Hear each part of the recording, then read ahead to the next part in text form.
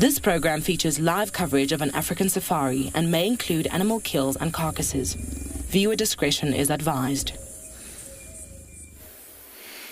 Well, a relaxing start to our morning safari as we watch a few starlings slowly wake up as the clouds begin to roll in. It seems like a cold front is on its way.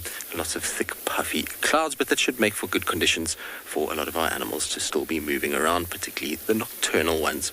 Now, it sounds like Trish is already on tracks for lions. We're going to be heading south to try and see if we can follow up on any sign of mating leopards that were seen yesterday. And they were in the sort of southern side of our boundary. So it promises a lot here on Djuma. We look forward to you all being strapped in and ready for this, your very own live African safari.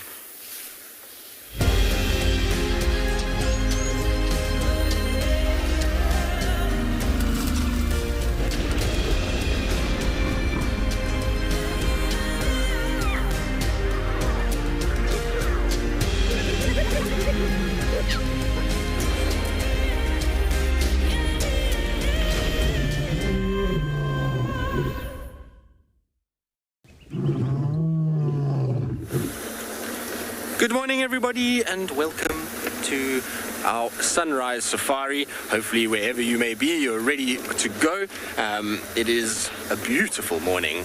There's a bit of cloud coming in and a bit of a cold front on its way, but it is pretty, to say the least. It feels like a morning full of promise. My name is Tristan, for those of you that don't know. On camera, I've got Gert, which is wonderful to have him on the back of the vehicle. It's been a while since Gert and I have been together, and we're looking forward to having you guys along for the ride. Remember that this is a live interactive safari, so we'd love to hear from all of you guys.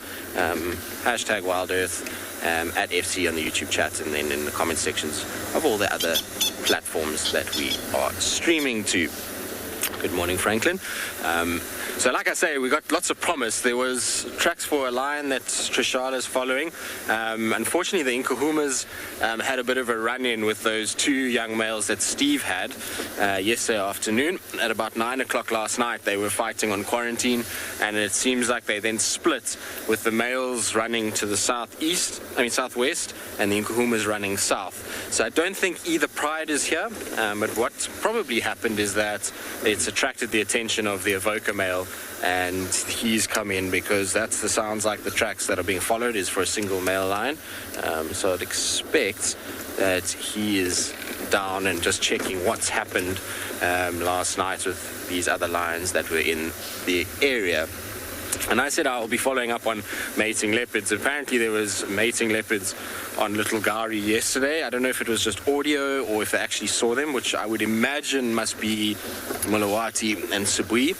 So we're going to head down south and then just check if we can't pick up any signs. If the lions went that way, sometimes what can happen is it can kind of push the leopards back onto our side.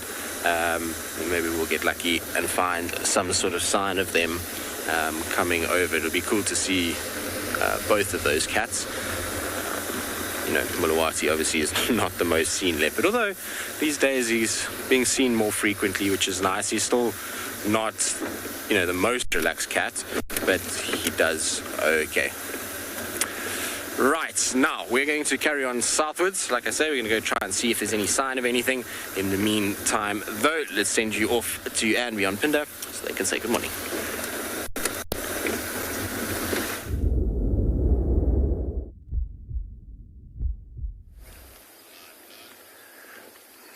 Good morning and welcome to a slightly different Pinder this morning. It's drizzling a little bit, but just a few minutes ago the sun kind of burst through into this section here. There's a beautiful rainbow that's formed at the base of the mountain here. Wonder if there's a leopard at the base of the rainbow. And down in this little area of grassland here, there's a couple of nyala, some impala, some zebra. The impala are starting to rut, so they're chasing each other around. And these zebra are running after them, it would look like. Off they go. But a beautiful, beautiful golden morning here at Punda this morning. Really, really stunning to be out here. Crossed fingers that this rain doesn't persist, but that's all we can do. My name's Devin. I'm going to be your guide here at Punda this morning. Behind the camera we've got Odie. He's going to be doing all the fancy camera work, and we are just getting out into the reserve and looking for some animals. I think potentially going to go see if we can find some cheetah and see if we can figure out where they've gone. Alternatively, there were some lions around as well, so we just kind of going with it for the morning.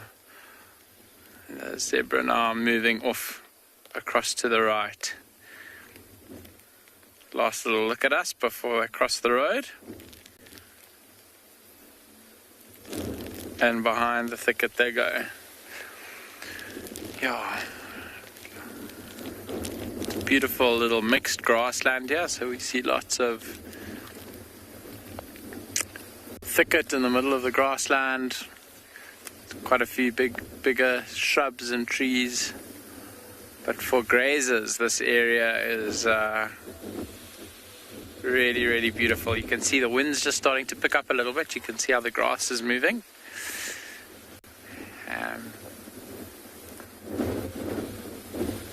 Really interesting to see what all the animals are doing today. I think we might have to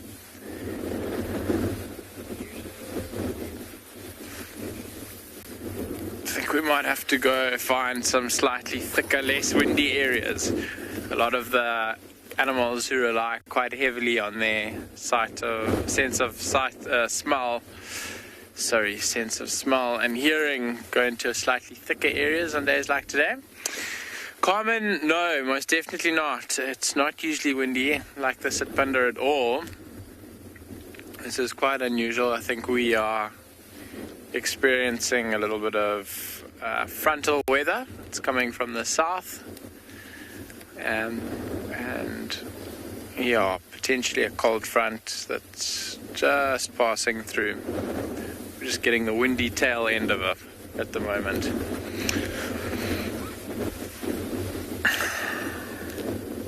It's the ultimate leopard rock and leopard mountain up here. Haven't seen leopard up there for a while, but the lions also sometimes go up onto these rocks. You're already zooming in on the cave there. I'm sure that's leopard's favorite hangout. Never been up to check, but surely something happening up in there. We are going to keep moving, see what other animals we can find, see what the wind's doing and where all the animals are going. For now, we're going to send you across to Tswalu so that Deirdre can say good morning to you all.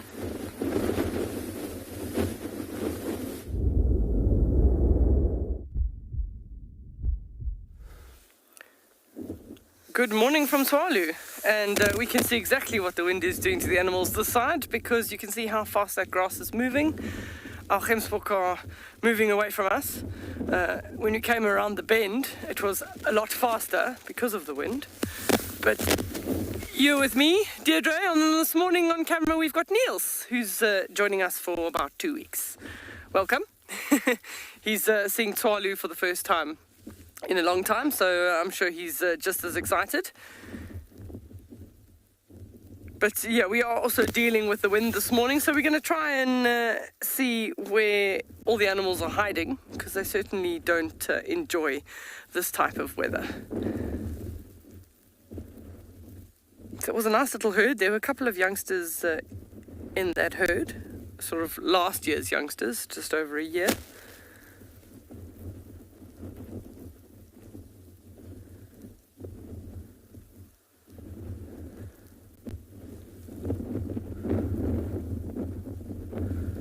So when they were a little bit further down the road in front of us, the wind was blowing straight towards them, which is why they were moving. They were moving away from us because they could smell us coming on the wind.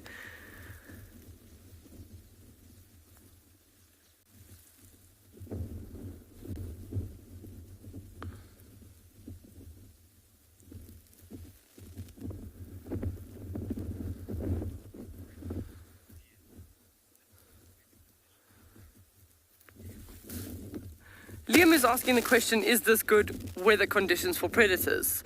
Absolutely.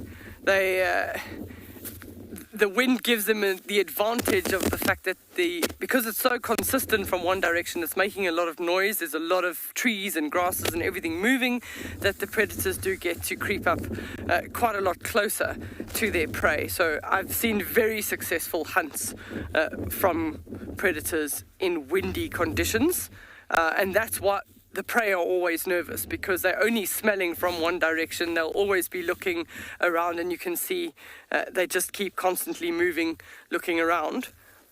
And that's because of the possibility of predators. There are some predators that if, in situations in some areas in South Africa, if you've got rain as well as wind, then they tend to hide just like everybody else. They don't enjoy getting too wet.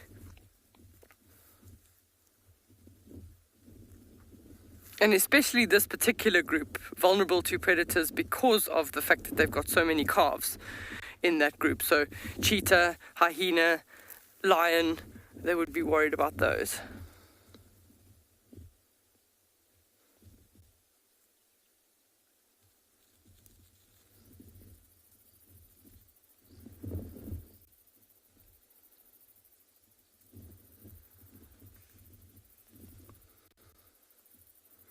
Although they've moved off quite far from us, they're still very wary. They still keeping an eye on us. Critter Freak's comment is beautiful, Gemsbok.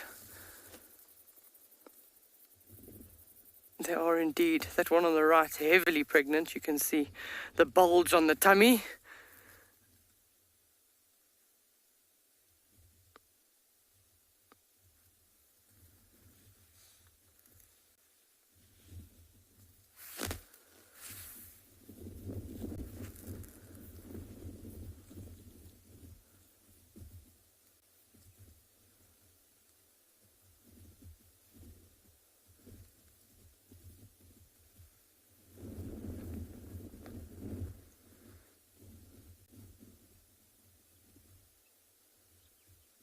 So you can see that one's still eating on the ground. It's not that just because of the wind they stop activity completely. They just probably are more alert in that they pick up their heads more often to check around in the area. And they do rely on the fact that they're in a herd, that somebody at some point in time is also looking with their head up.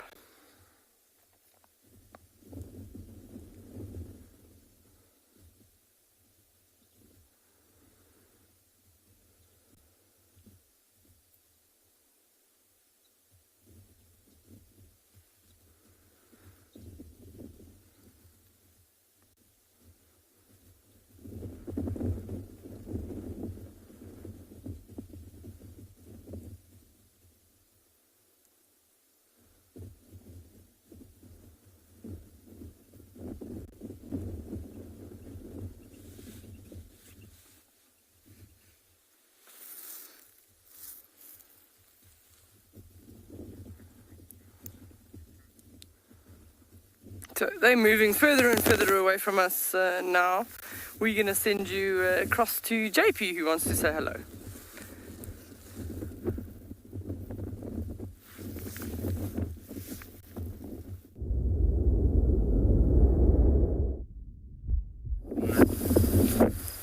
Good morning and welcome to Wild Earth. We are live from Eco Training Pridelands. At the moment, we're enjoying the beautiful view on the Drakensberg Mountains. The area that we're specifically looking at the moment is known as Maritzkorp, which is one of the highest peaks in this area and is roughly 1,900 meters above sea level. As you can see, it's covered with a little tablecloth at the moment, as if the cold front is coming in. So over the last hour, the wind conditions have increased in speed, and we find that it has become a little bit cooler. So this obviously will influence our walk in a little bit, and we'll be focusing mainly in open plains areas for today, just to make sure that we can stay safe. So my name is JP LaRue, and behind the camera we've got Glenn. And meanwhile, we just want to show you as well some impala in the distance that has got precisely the same strategy as that we have. So with windy conditions picking up, more and more impalas have started moving into this open plains area, and they're just basically using this area so that they can use their sight as a method of detecting potential threats. The reason, otherwise, their hearing and smell is compromised if they would have remained in the thickets, making them incredibly vulnerable to predators such as leopard and lion. One of the other strategies that impalas also utilize is to form large groups, which provides safety in numbers by providing more eyes and a larger opportunity to potentially detect a threat coming in. And also, obviously, the less chance that it's going to be you that's going to get caught by the predator. We also sometimes see that they form mixed groups of other different species of animals, such as zebra and wildebeest, and they utilize one another for the same purposes, just to check out what is going on and to minimize the risk of being eaten.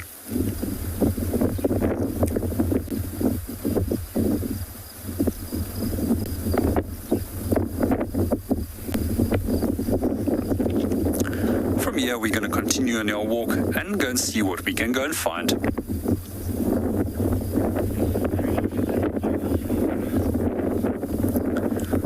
In the meanwhile, we're going to have and do over to Tswalu, who's in Juma, and see what she has over there.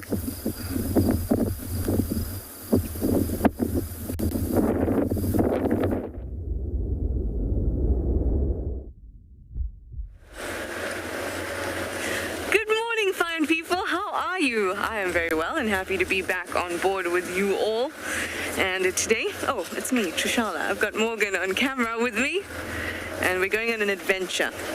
We're going to see what's around every corner, all of that, because I don't have too much of a plan. At least not yet. So what I'm going to try and do is to refamiliarize myself with the roads in Juma and how the bush has changed, if at all. I find that it's a little bit thinner, which is great for game viewing. It means that we can look for animals, or see them rather, a bit better than when it was all very, very bushy. But it's only thinned out a little bit. But that's what I'm doing today. So I'm just gonna go on the roads, see what the bush has to offer, what's around every corner, big, small, anything. But I particularly like the very big, the elephant.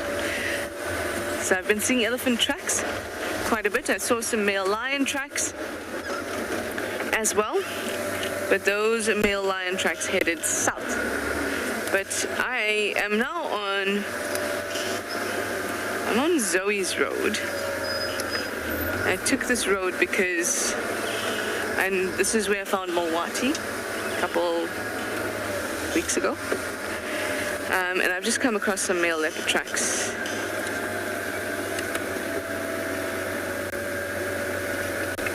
Actually, never mind. It's just that most of them have been driven over. It's the lion pride tracks. Olive, hello, good morning. You'd like to know what's my favorite weather condition?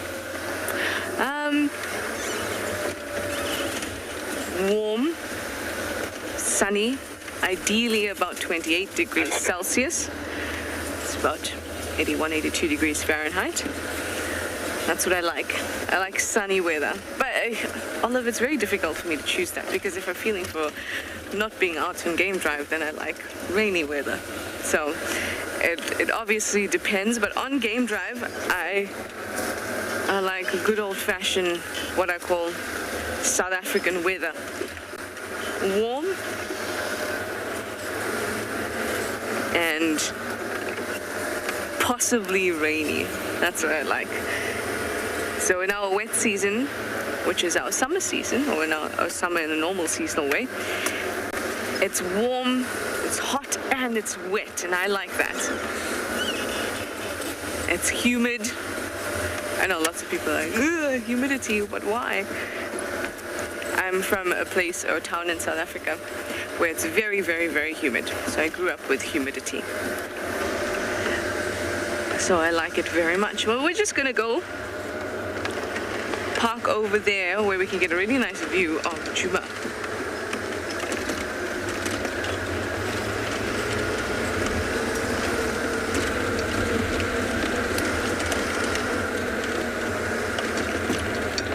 And then we can have a look as well. Actually, let's just go here. I love this spot. So Olive, if you're thinking about game viewing, I think the most comfortable type of weather or the best weather conditions for guests is exactly this.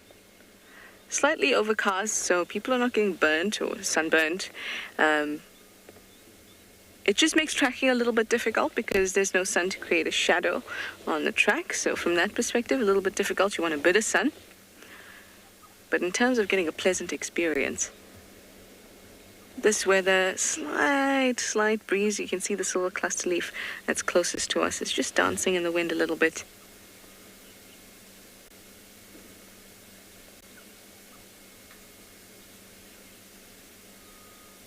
Yeah, the really lovely sounds. The ground has already started to warm up. So has the atmosphere of the air. So the calls of many animals will not travel very far anymore. It would have about an hour or two ago when the air was slightly cooler. So primarily what we'll hear now is the sound of the birds around us, but things like contact calls, displays, saws, roars, whooping. Unless there's something happening, we're unlikely to hear them very much at this time. A still day is also great because it means that the sound waves are not interrupted by much movements, and you can get the full experience of being on safari because you can hear all the lovely audio in the bush too. Anyway, we're going to get moving and see what's around the next corner. Hopefully there'll be some elephants.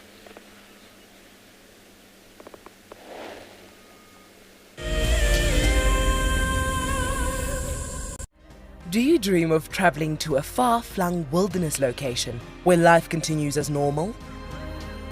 A place where you can escape to nature and breathe. If you become a Wild Earth explorer, then this could soon become a reality. Subscribe today and stand a chance to win regular travel prizes. Wild Earth Explorers, it's in your nature. So in 1998, we had this idea to go and put a live web camera on a waterhole somewhere in the Sabi Sands next to the Kruger National Park. And I approached just about every single landowner and everybody thought I was completely crazy until I met Yuri and Pippa Moorman. We thought it was definitely a fun idea and a worthwhile thing to experiment. And it immediately became a runaway success. And it gave people all around the world the opportunity to watch a little piece of Africa day and night. Back in 1998, it was the very early stages of the internet. And all we were able to do was to get a 30-second refreshing JPEG out of that camera. But over time, what we began to do is focus more and more on trying to develop this concept of giving people the opportunity to go on safari. Even though we live just 500 meters up this hill, we still put the camera on to see what's happening. Absolutely, we watch it ourselves. I got into wildlife filmmaking because of a passion for nature and a notion that I could make a difference. Helping others fall in love with nature brings meaning to what I do. It's also a lot of fun. A couple of times per week, we receive some very heartfelt messages from viewers telling us about how Wild Earth has made a difference in their life, whether it's helped them through a difficult period or simply helped them to reconnect with nature. I think that's why we do what we do. Guys, just watch what's happening. See, watch the elephant, watch the lions. See, the first ones to run are the cubs. Can you see them? They are right here. I'm not sure how scared you were, but I was quite nervous. But absolutely incredible. Expect the unexpected here on Wild Earth daily.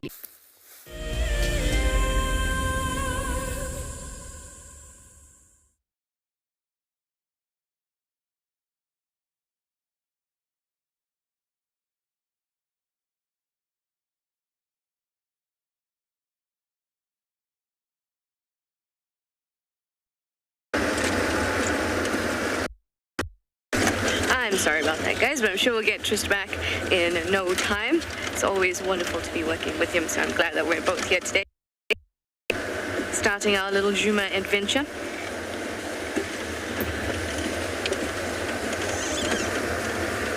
So we're still moving along.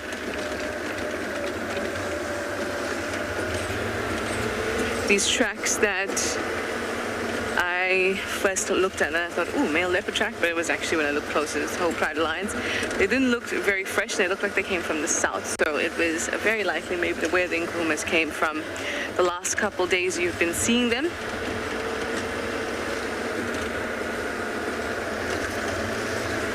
Something very nice about seeing lots of tracks around as you drive, because there's been periods where I have seen no tracks for a long time. And when you see lots of tracks around, it just reminds you that there's lots of movement. It's just a matter of finding the animals and knowing that they're there and they can be found. I think that's important. That's an important motivation.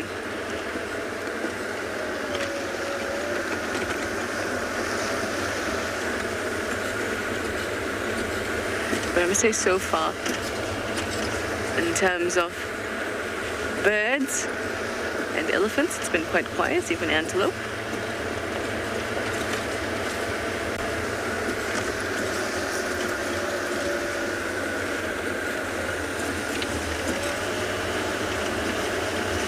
Keep looking in all of the trees just in case, or at least the trees that a leopard could be in. So the marullas, they love marullas, and in this area, hoping maybe to see shtutu. Anyway, these are just hopes. So let me send you over to Pinda now. They have a gorgeous scene for you.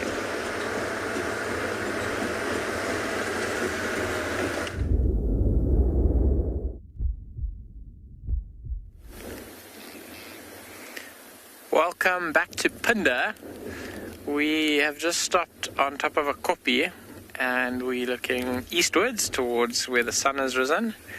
And you can just see those clouds moving across the front of the sun now. Really, really beautiful scenes. It's nice to get to look at the sun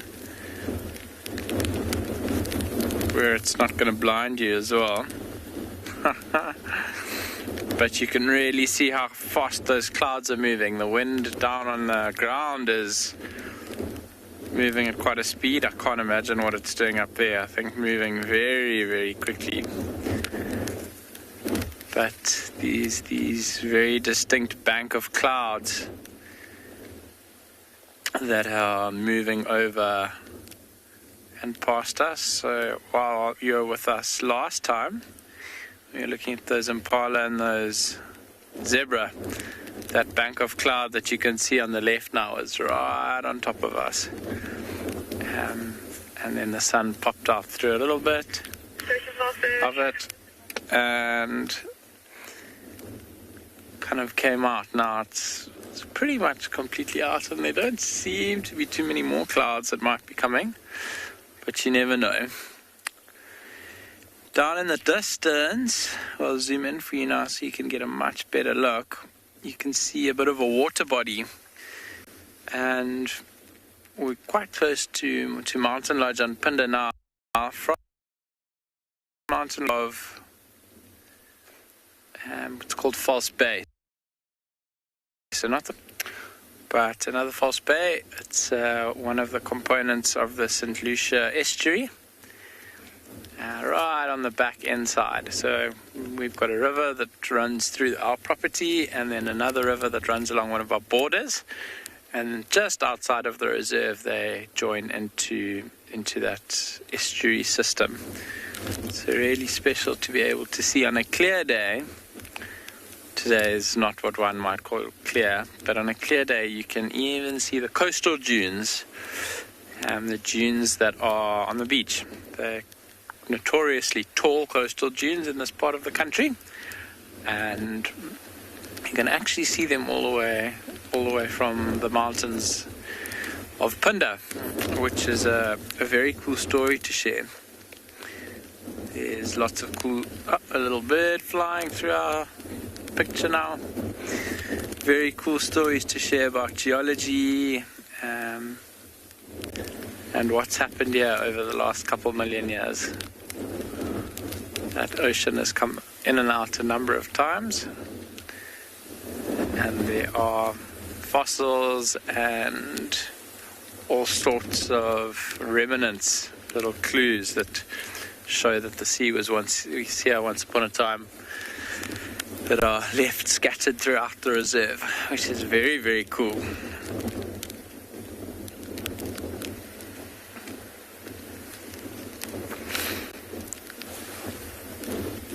I've just said I think we're in the clear for clouds, and I looked over my shoulder now and it looks like there might be some more coming across.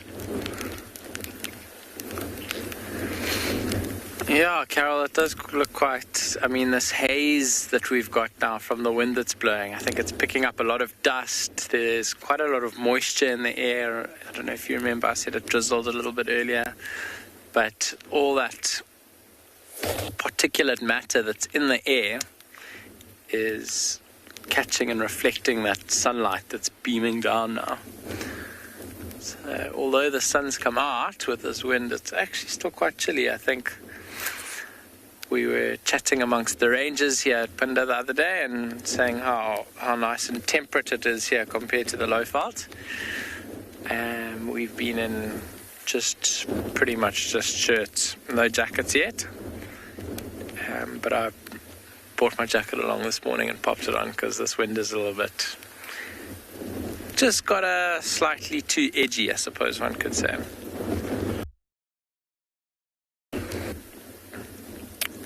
But very, very mystical looking.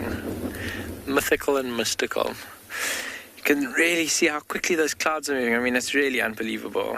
They are hurtling along.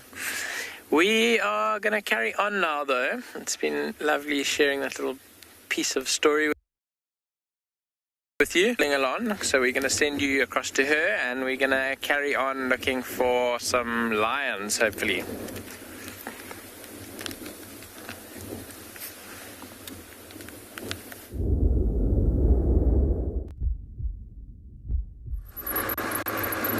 So we're also just bumbling along at this stage this morning. Our last update from the guides from yesterday was that the two male cheetahs were heading out in this general direction. So we're going to attempt it, but yeah, tracking in this grass is generally quite challenging. So we're going to see. Mind like a birdie. Okay, we're going to see how we go. But these little larks, they do tend to land in the road, and then you don't know until the last minute you see them fly up. There they go. So we are heading to, they do have favourite spots, fortunately, these two gentlemen, the two male cheetah. So we are checking out their favourite spots to see if we manage to find them.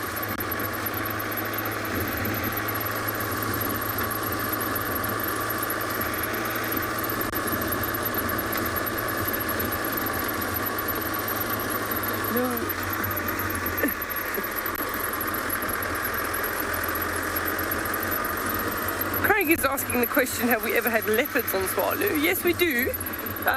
Predominantly along the mountains. We don't find them out in the dunes, we find them in the mountains. And there are a couple that are really relaxed. But our disadvantage is if they move up into the mountains, we're not able to follow them. There's no off-roading in the mountains, the rocks are just too much. So, you know, we find them at the bottom by the pans, and we probably see them. It's a sort of a more infrequent occasion that we see leopards. It's normally just a nice surprise.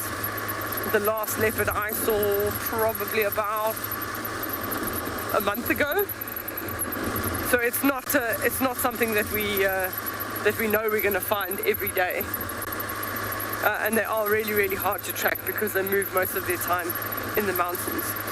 We're coming up to a nice, these big trees up front have got a lot of sociable weavers' nests in them, and this has also got, there's at least one pair of Pygmy Falcons that live here, so we're coming specifically to see if we can see the Pygmy Falcon. But the sociable weavers have taken over all of these silver cluster leaves.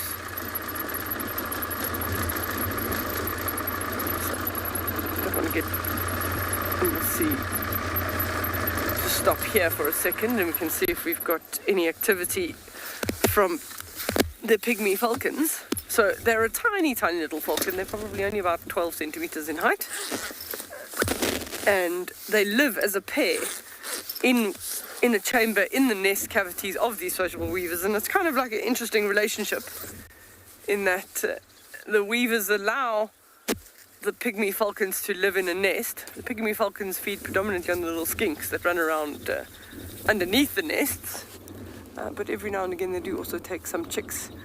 But they are also quite effective bodyguards in chasing away snakes. So it's a bit of a quid pro quo. I don't see anything other than the weavers. I suppose on a windy day like today, if I was a little Pygmy Falcon, I'd probably just stay at home. It's much warmer inside the nest. Even their prey items are not out at this stage because the lizards do like to come out and bask in the sun.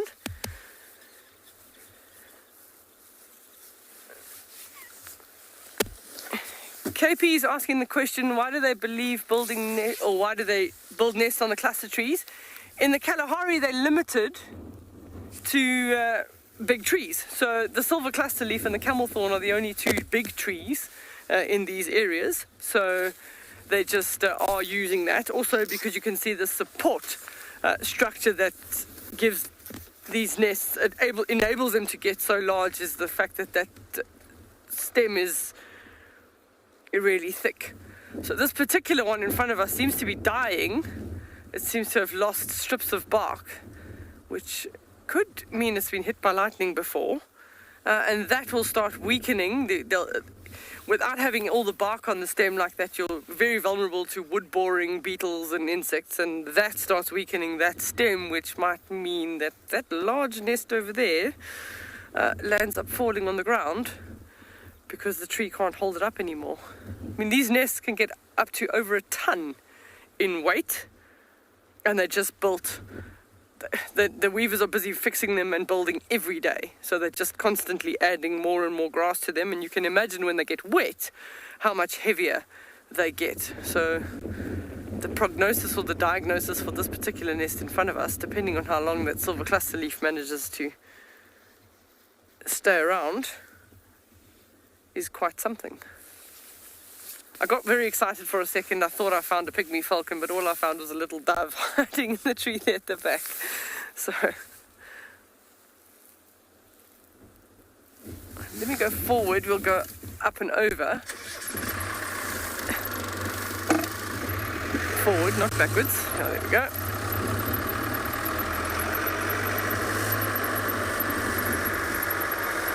Sorry, FC, you're going to have to ask that question again. I got that the question from Craig.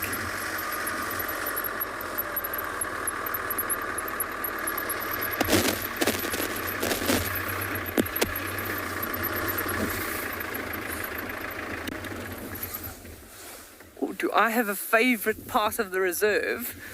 Yes. Tswalu, fortunately for us, Tswalu is very, very large. But there is one spot that I like going up to, which you have a full 360-degree view, and all that your eye sees is Tswalu, and it's mountains and dunes, and I'll have to take you all there one day. When I'm out there, I'll show you what my favorite spot is, and we can see if Niels can do a almost 360 and show you. There is just such stunning landscapes in here, it is hard to choose.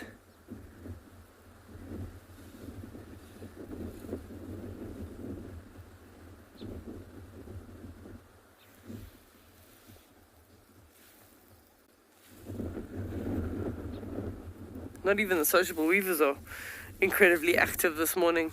They're either all gone out already, which I doubt, or they're just sitting Mona Lisa is commenting the interesting nests. Absolutely. I just marvel at how they can start. Sometimes you drive up through the Cape and there's a nest hanging in the middle of the two wires between the two telephone lines. And it's just hanging in the middle. So how they started between two little wires, managed to build a massive nest like this, is an amazing feat.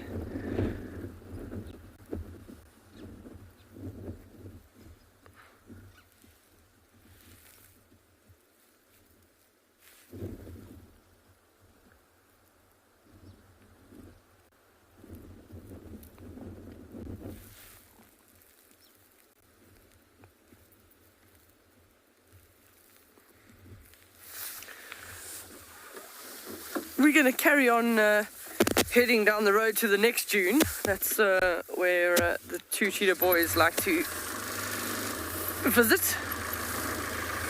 So we're going to send you across to Tristan, and hopefully we'll have an update soon.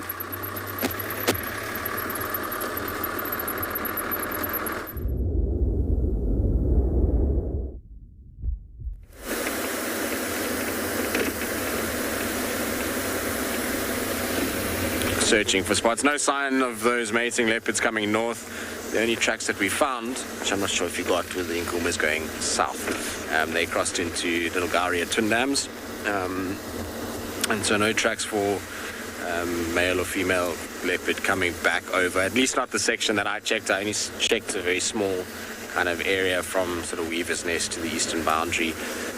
Given where the lions came from, maybe the audio of them has caused those leopards to move a slightly different way and head a little bit further south. At the end of the day, so his territory lies further to the south, and I'm pretty sure it's her that's mating. So it would mean that she maybe would drag Mulawati a little bit more southwards, then up onto our side, particularly if lions are around. And so what we're doing at the moment, we're just doing cheetah cutline. Tandy and the cub are still on a kill to our east at the moment, but they in an area where there's no reception for us. So we're not heading that way, but I want to head slightly north because there's tracks for a male leopard coming south towards Juma, which would potentially be Tingana. I'd imagine it's him. So I just want to go see if maybe he's lying up at Buffelshoek Dam or something in that area. It's the kind of area that he often used to walk. I haven't seen him there for many months, but it's not to say that he won't pop up somewhere in that section. So we'll just do the cut line all the way northwards, and then try and check Quarry Pan, and then from Quarry Pan towards Buffelshoek Dam itself.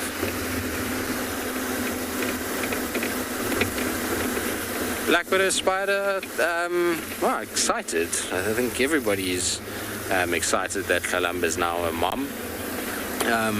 It's a weird thing because it's obviously, you know, whenever you see a female leopard go from being a little cub itself all the way to becoming a mother, it's a strange kind of feeling. It's, you know, you almost end up having this sort of proud kind of parent stance, you know, seeing them grow up and get to where they are. So it's super cool to hear that she's got a little one. The little one, I watched a bit of the footage. The little one is very mobile and already quite big. And if we take all the kind of, you know, indications of the size as well as, you know, its sort of behavior and everybody's kind of reports of her with suckle marks, that little one is already quite old, which is good news. But in front of us we have two double-banded sand grouse that we'll watch while we discuss Kalamba. So yeah, she's done well. I mean, she's almost at that phase now, I would say, where, you know, it starts to become a lot easier. Once that little one can climb, which would be, I would imagine, in the next sort of 2 to 3 weeks, it will be climbing trees. Its probability of survival shoots through the roof already. So I'm hoping, you know, that she'll do well.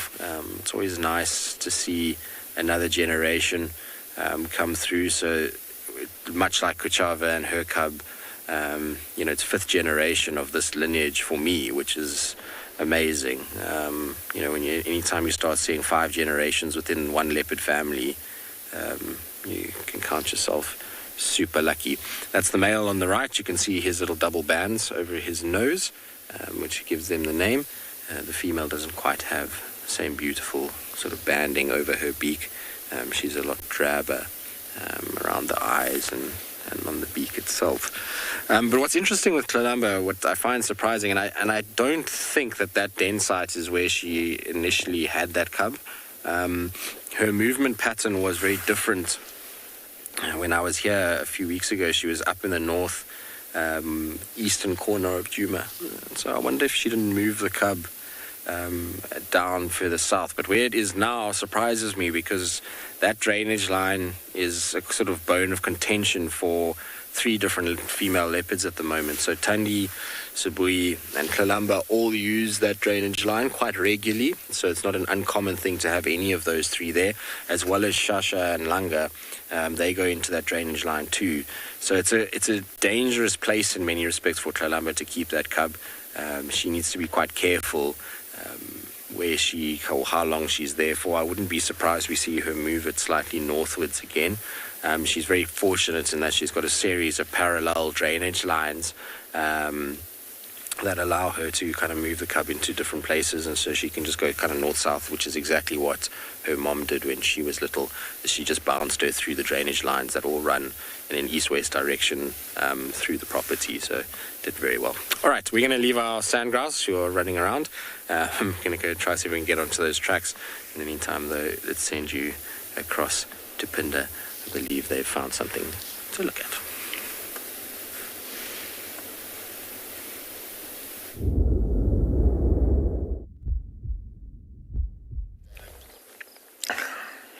Welcome back. Look what we found. How exciting. So we received some reports that these lions were around here somewhere, and we came to investigate, and lo and behold, they are busy feeding on a wildebeest. Really, really exciting. So this is part of the Mountain Pride. A mother with her 3 sub-adult cubs. Well, sub-adults. Just over a year now. And 3 females. So this is the one of them that's busy feeding now. I think the other 2, have fed already. There's quite a lot of the wildebeest that's been eaten, and there was just someone sneezed across to the left, one of the other Pride members. So she was just investigating and having a look. They're just behind a bush here, so don't have a very good view of the rest of the Pride. You can just see the the outline of a very full belly, breathing quite heavily over there. Someone's lying very, very flat down on the grass. And the nice thing for these lions is that when they catch smaller animals, she might try to move it around a little bit now. That could be quite cool to see. But I was saying, when they catch slightly larger animals, there's plenty of food for all of the Pride members. Often when they catch slightly smaller animals, the slightly larger, more dominant cubs or sub-adults will get to eat first, and then I suppose you could call it the runt, the smallest one, often misses out on a meal. Whereas now, there's plenty to go around for everyone. Got 3 full bellies across to our left, and this cub's busy filling up for herself now. Doesn't have to worry about fighting with the rest of the siblings to get her pound of flesh, I suppose you could say. Anyway. Beautiful here with the grass moving, and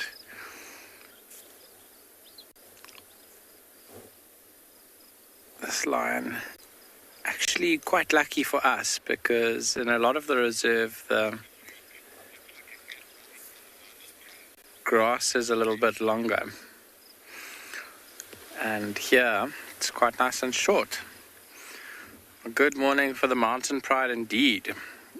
Breakfast is served. It's buffet breakfast. Eat as much as you can.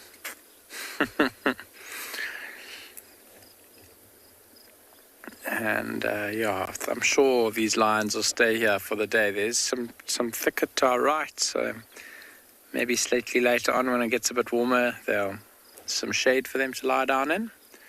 But they won't have to move away from their prize, their hard-earned meal. And then they'll be able to feed on it for the rest of the day, maybe this evening, depending on how much they eat. Now, if you watch the way this young lioness is eating,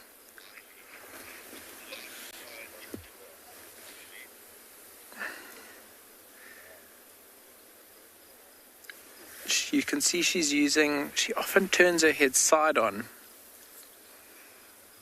So she'll be feeding and then she'll stop and use the side of her mouth to try bite something. And lions have got very, very sharp, specialized teeth on the side of their mouths that are almost like scissors. And to use them for cutting through things like tendons, skin, can be very, very useful.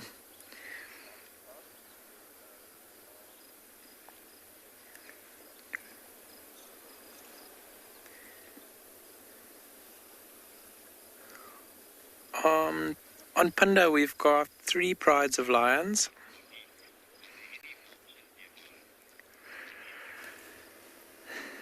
So it's mountain pride and 2 other prides, another pride in the southwest and then a pride in the north. Monique, there are no vultures here yet, and we are out in the open. So if this was a little bit later on in the day, I would say that's a little bit strange. But what's happened here is these lions probably caught this wildebeest last night sometime. And vultures tend to only get going after the sun has had a chance to heat up the earth a little bit and create those thermals, the rising hot air for the vultures to use to fly. And a lot of other large birds of prey will do that as well. Now, it's 7:30, or almost 7:30. There aren't really going to be any thermals just yet. They'll probably start forming now, and then in about an hour's time be quite strong. So we expect vultures to start getting on the move around then, and then as soon as the vultures are moving, they will be able to spot this kill. And then I'm sure once they've spotted it, they probably won't come down with the lions here, but there are quite a few trees around. So you can see in the background there, lots of perching places, and they can perch and wait for the lions to move off and the scraps to become available. I also expect maybe a few other scavenging birds. Bateleurs are another large bird that we could expect to come down and see, and in fact would be an absolutely lovely sight to be able to see some bateleurs nice and close to this wildebeest. I'm a bit of a fan of vultures and large eagles, so I'm really excited for the prospect of getting some bigger birds coming down in about an hour or 2.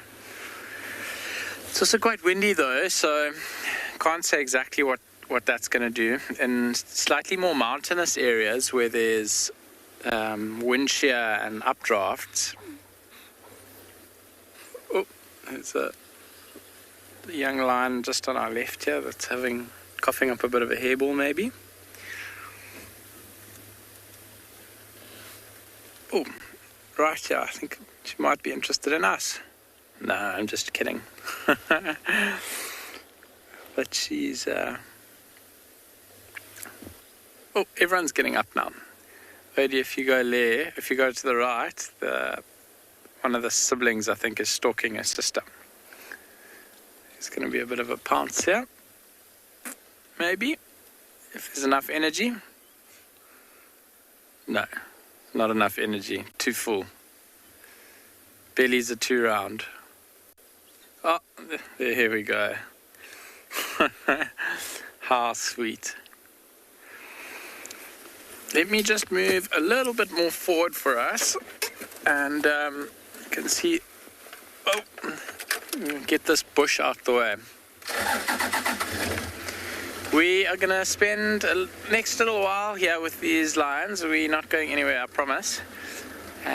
So we're going to send you away for now, but if anything changes or there's any exciting developments on our end, we'll definitely be back with you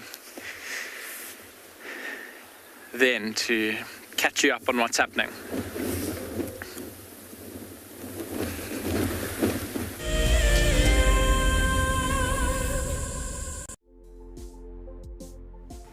On the 27th of April, Wild Earth will be turning 14 years old, and we wouldn't be here if it wasn't for all of you.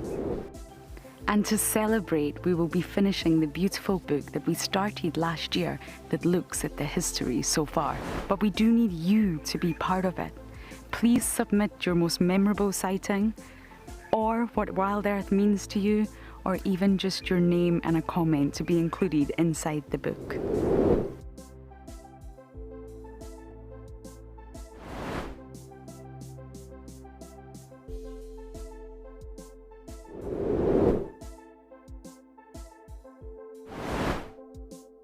Head over to the website to add your name and reserve your copy.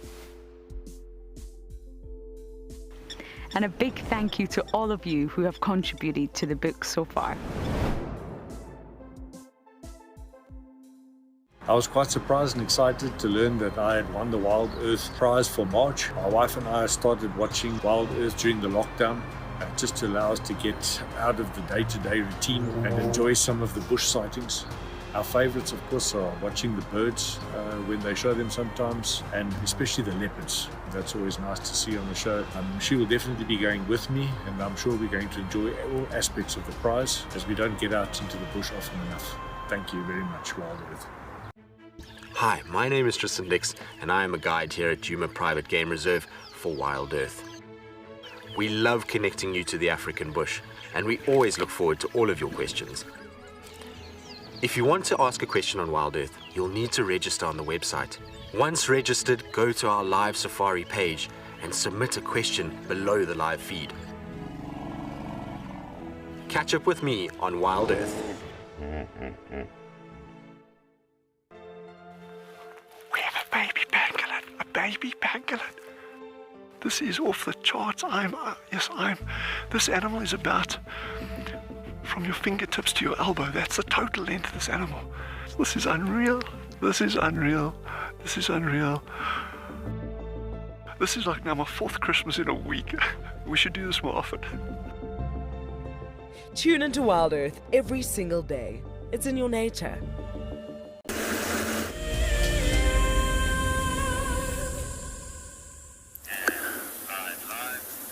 Good morning and welcome back to Pridelands. We continued our bushwalk for this morning and we're still looking for a number of tracks and something to follow up on. However, the wind has aged some of the tracks so rapidly, already has blown some of the tracks away, making it hard for us to find animals. But in the meanwhile, we would like to share some tracks with you that's a little bit closer by in an area where they haven't become disturbed. So the first track that I would like to show you is right over here. And if you notice, you'll see fairly round toes over here, and then a round bulb at the back. And this is where the hind foot is stepped onto a front foot. This is from African civet. And quite often when they want to walk silently, they will walk by stepping with the hind foot on the front. There's a lot of other things that we can determine. For example, when we are looking at tracks, if an animal is walking slow, the hind foot will be directly in front of the front foot. If an animal is trying to walk medium pace, we normally find that the hind foot is on top of the front foot as well. But in some cases, if animals are walking really fast, we'll notice that the hind foot is well in front of the front foot. In general, when we do look at the differences between front and hind feet, is what you can see over here. here is that front feet in most animals are much larger compared to the hind foot. And the reason for that is that they carry the majority of their weight on the front foot. And then we've also noticed that there's a hyena track that's right over here. Very different to that of the African civet that has got two lobes and a straight axis at the back. Here we see a distinct slanted axis and two lobes at the back. And here we see that classic kidney-shaped toes and a tip of a nail that was marking in the track. So when it comes to tracks, they provide us with a lot of information about our environment. For me, as a guide, they provide interpretational value, but they also allow me to be safe while I'm out there, because I can detect the potential of dangerous animals being in the area, or I can make a decision to change my route if I know that I'm walking in a specific area with a limited amount of areas to retreat to when I'm for safety, should we be suddenly encountering that animal. For conservation managers, they also provide a lot of important cues. So a lot of research in the last few years have been based on the availability of tracks, and the track will never lie as long as the person can interpret the track correctly. So that's also a lot of important things that can be determined from the track. We can know that what species is in the area. We can know if there's numerous of that species in the area. And quite often we can detect that species that we first thought might not be in that area at all can also potentially be present within that area. For me, I just enjoy tracks. For me, it's a hobby, just like that birding is a hobby. And anybody can learn this skill.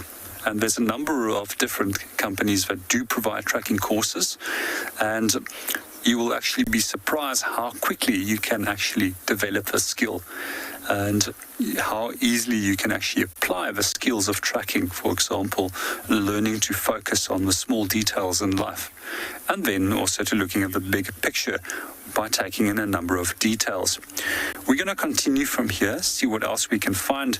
But in the meanwhile, we're going to hand you over to Tristan, who is in Chuma.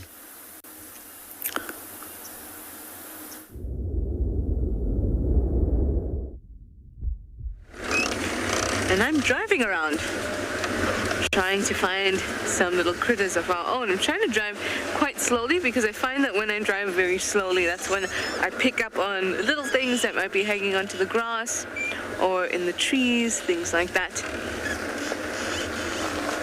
Following up on some male lion tracks earlier as well, and then we went for a little bit of a look around and we didn't see anything. But the tracks were kind of in this area, so maybe we'll be lucky to see a male lion. And we saw one elephant, but it was very, very obscured by the bush. So I'm hoping that if we stick around in this area, maybe we'll see others. It was quite a young elephant, so it's unlikely that it was on its own.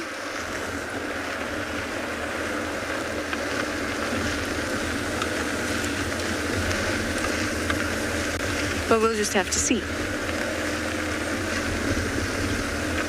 Now there's a lot of dead grass around. Obviously, grass grows from the bottom up, not like trees and shrubs that grow at the apex. So when the top gets too heavy and dies, it falls over and suffocates the rest of the grass. And in so doing, kind of kills the whole thing. I just saw a community nest spider's web. Or nest, rather. I always look at them hoping that we'll see some action, but they're nocturnal.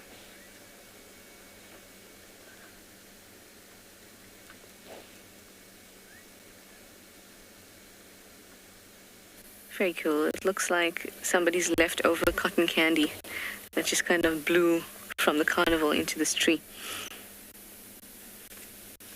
But a Halloween-themed one because it's full of spiders.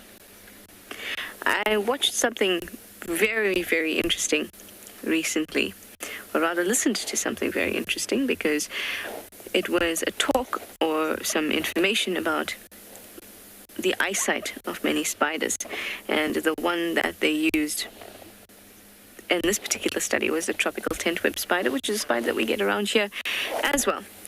I'm just having a quick look to see if I can see any.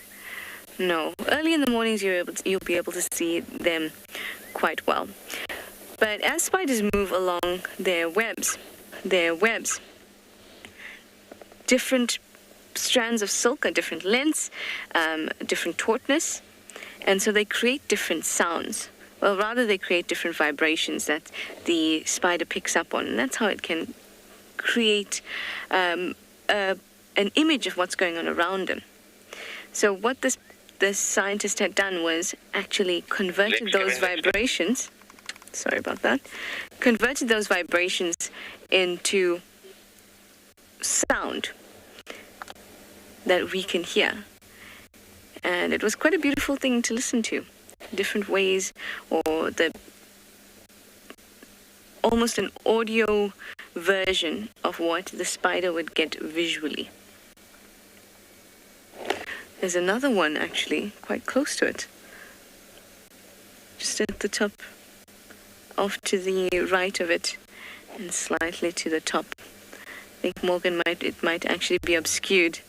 It's behind some leaves there. Very interesting stuff. We can chat more about spiders a little later, but let me send you over to Tristan for now. I'm going to kind of keep on heading south.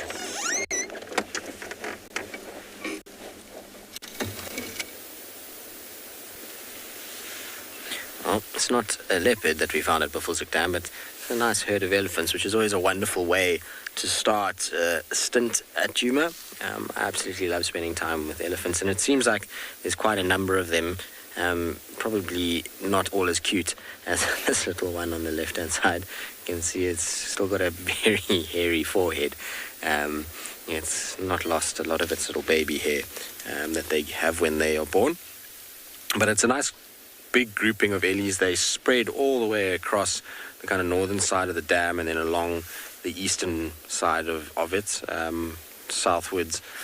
So lots of them around. They all seem to be streaming quite a bit from their temporal glands, and they seem to be quite aware of what's around them, which is interesting. I wonder if it's maybe not multiple herds that have come together, and that's why everybody's a little bit kind of twitchy around one another, or maybe there's a female that's in estrus and a bull is around and causing a bit of trouble. But there's definitely a lot of them that are leaking, and that's normally a sign of some sort of emotion that they're going through, whether it be joy. They can leak if they're happy, but they can also, when they're stressed or there's some sort of commotion going on within the herd, then you see it as well. And you can see how this elephant is sniffing the whole time. That trunk is busy, and there's a whole bunch of elephants to our kind of where it's facing that are coming up this direction. So I don't know if it's either smelling us or if it's trying to pick up the scent of these other animals that are coming through, and just to work out which herd it is. Often with ellies, they'll be able to, just through smell and then obviously communication, through low grumbles and sound that we can't pick up. You can hear them calling in the background. I think it's multiple herds that are coming together here. That's why everybody's a bit unsure of who is who at this stage.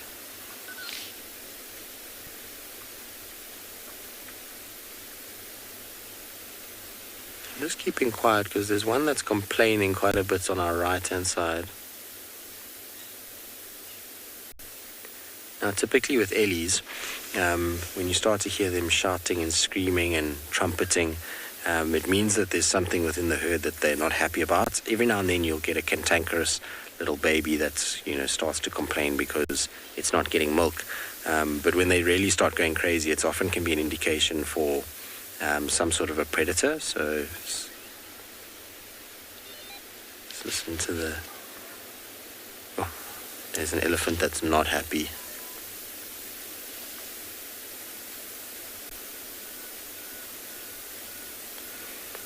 Like I say, when they push it, when they're trumpeting and they're screaming and they're making a lot of noise, that can often be an indication of something like wild dogs or lions.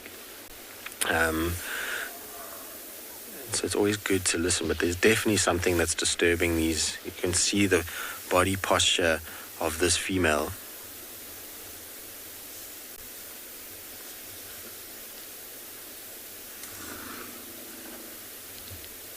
Listen to this.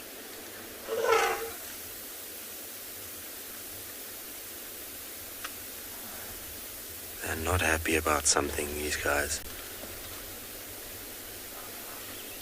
Everybody's got their heads up, listening, pushing those ears forward, trying to trap sound. And there's a lot of talking taking place between them.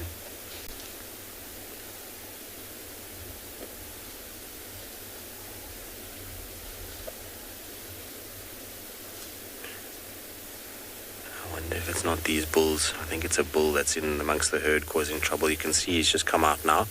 You can see the massive size difference between him and the cow. So I think what we're seeing is that there's a cow that's in heat here, and this is causing male elephants to come in, and they may be what's chasing that one that's screaming around, trying to mate with them. I always find it absolutely fascinating watching social interactions of elephants. It's an incredible thing to see how they go about things and how the composition of herds can become very different according to males being in it, or but other herds coming in. It's fascinating to watch.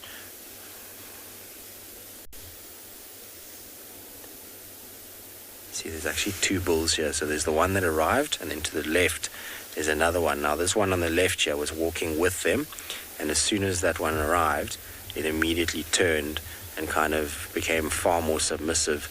There's another one coming now with the missing tip to its trunk, but it doesn't look like short trunk. Is it her? Just trying to see.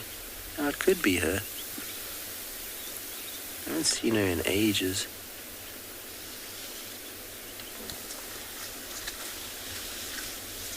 Kind of motoring through the bush there.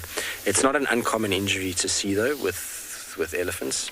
Often you'll find ellies missing the tips of their trunks. It's unfortunately a lot of the time due to snaring.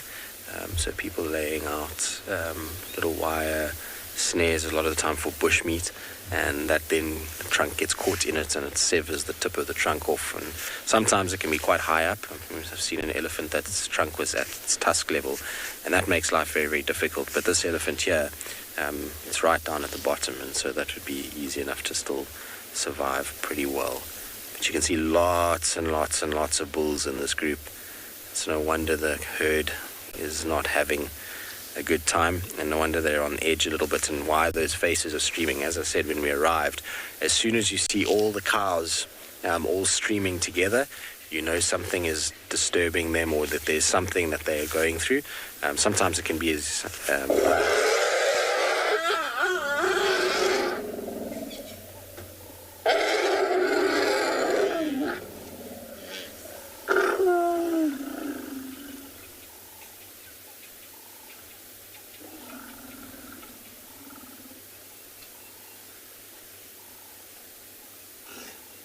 Isn't that cool?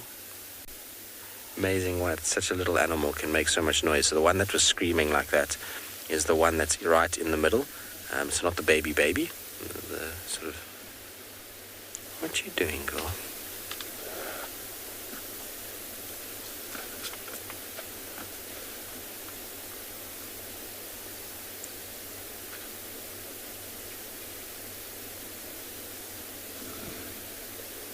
Fascinating.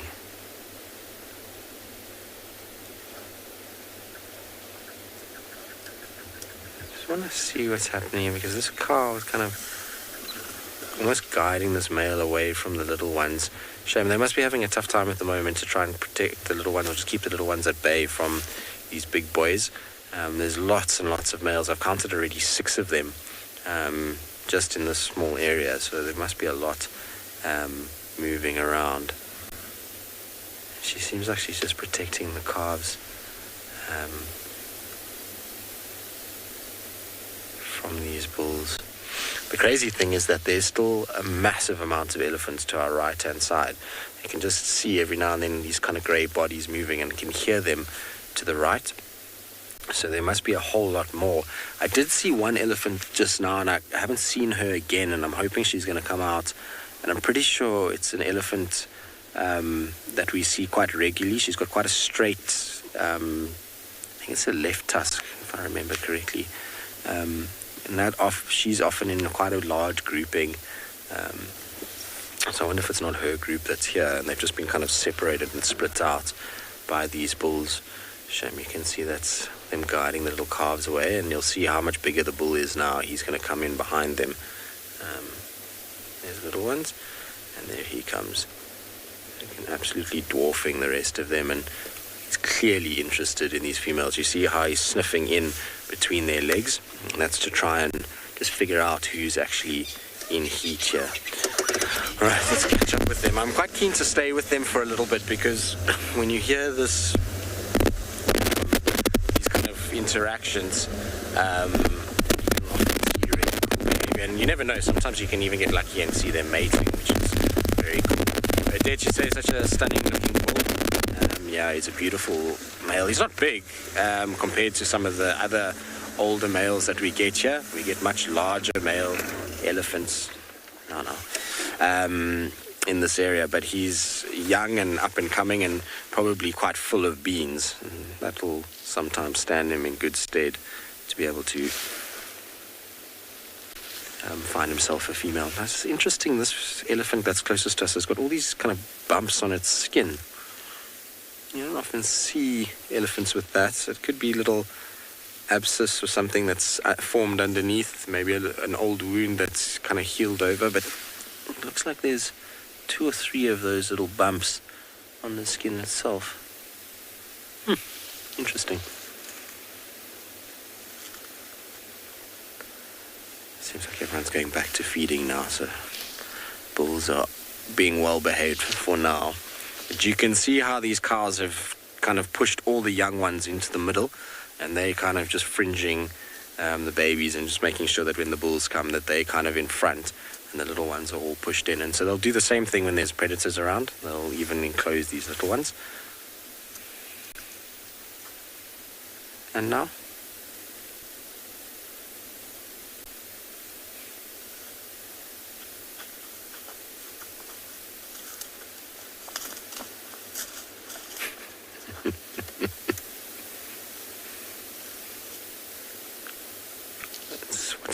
Commonly called a tantrum that has been thrown and misdirected completely, because what's actually disturbed her is another elephant that's coming from my right hand side towards where she is, but we're getting a displacement aggression, so she can't take it out on the bulls. So unfortunately we are next in line to have to deal with her nonsense. She's going to come back out onto the road now. Trying to see if she's facing us or away from us. She's facing away at the moment.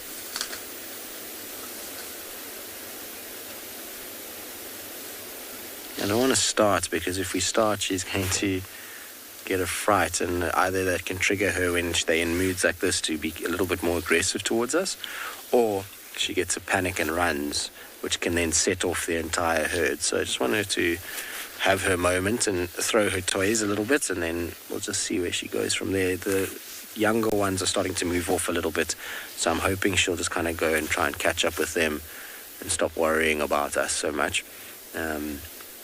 Like I say, her little tantrum is unwarranted towards us. The one that actually disturbed her was a young bull that was coming through these little thickets. All right, we'll catch up with the rest of them, and we'll probably spend quite a bit of time with these guys and just watch to see how this all unfolds. In the meantime, though, let's send you back across to Pinda with the lions.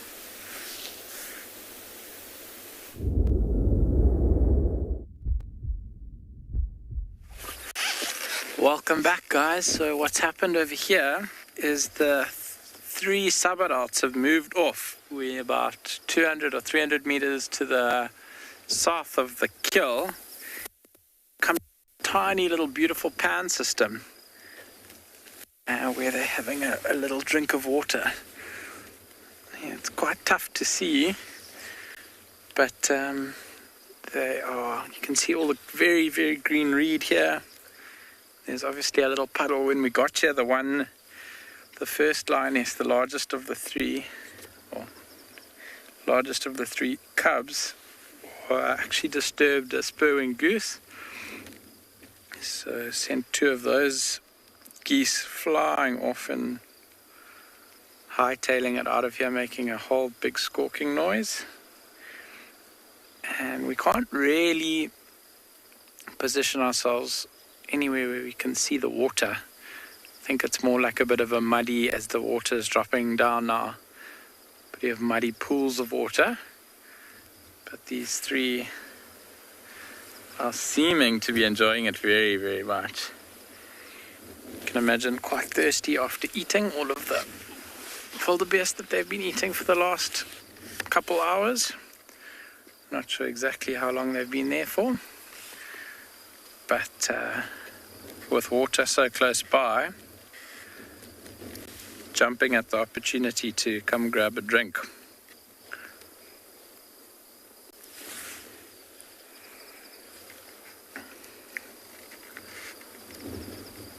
So they'll probably maybe spend a few minutes drinking here.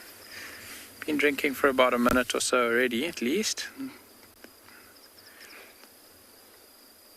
And I expect that they'll walk back past us again and head back towards the carcass when they're finished, which could be very, very exciting to watch.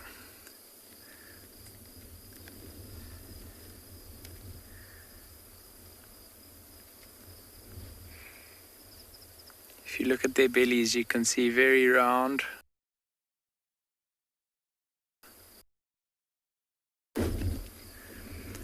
and full after a good breakfast.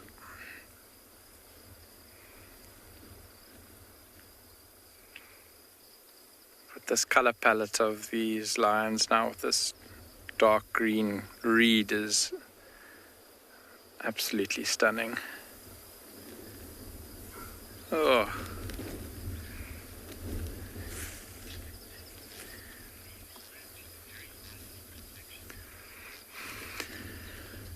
Ronald, they're not very dark. They're definitely not very dark lions. Their fathers actually are quite dark animals, but the mothers are relatively light.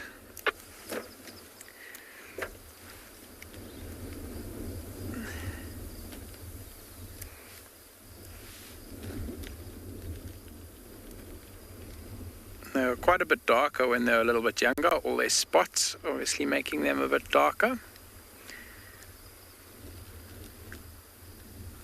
Now, as those spots are starting to fade, they do get the appearance of being lighter. I think it's also this like contrast in this where we are. They're backed up against a very dark background, which is quite unusual. We, I think, are quite used to seeing lions in environments where the grass is very similar color to them, where the soil is a very similar color to them, and that all plays into their, I suppose, camouflage, but by no means the only areas they inhabit naturally. So naturally occurring in these more green environments as well. Also bearing in mind that it's only going to be green like this for a relatively short period of the year. We've probably received our last big rain. I don't think we're going to get any more substantial rain from now until maybe November, December next year. Or this year, I should say. So these little pan systems where they're drinking now, they'll dry up in the next month or two.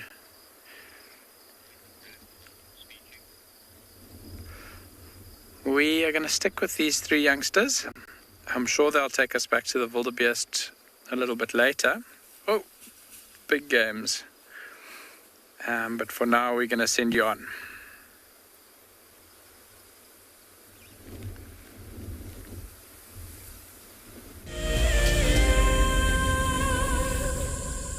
If you love to watch Wild Earth, then we are inviting you to join our Explorers program. For a monthly subscription, you will have the opportunity to win fantastic Wild Earth expeditions, join our guides for a chat around the fire, receive weekly highlights from our shows, and much more. All the money will go to keeping these live safaris on air, which in turn allows us to escape into nature every single day. The Mara Triangle is a jewel in the Kenyan conservation crown, and thanks to the dedication of the Mara Conservancy, it thrives as one of Earth's greatest national treasures. We have been experiencing a reduction in the whale snails that we collect on a monthly basis, and this is basically attributed to our intense patrols. Over the years, this courageous team of anti-poachers has reduced poaching to almost zero. Mimi naitwa Stephen Olereso. Nimefanya kazi miaka 16 sasa. Kuanzia miaka 2002. Hao wanadamu ni wenye utua sana sana inaogofya ni wale wenye wanaenda kama ndovu. Wanatumia kama bunduki. Sasa hiyo ndio huwa inakuanga hatari sana sana kwa sisi. As a result of the global pandemic and the massive reduction in tourist revenue, the Mara Triangle is facing a financial crisis. They need your help if they are to continue their ability to protect this magical land. I'm Nikki here at Ambion Ngala in South Africa. I love getting questions from viewers about all the small things within the environment and how it all is integrated with one another. If you want to ask me any questions, please simply register with the Wild Earth website, head across to the Live Safari page, and then post your questions there. I'm looking forward to chatting to you on my next Wild Earth drive.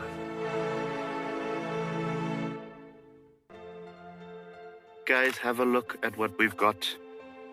This is better than my birthday. Look at that. This is the first time that I ever see cubs this small. This is so special. This has officially just become my best sighting of all times. Tune into Wild Earth every single day. It's in your nature.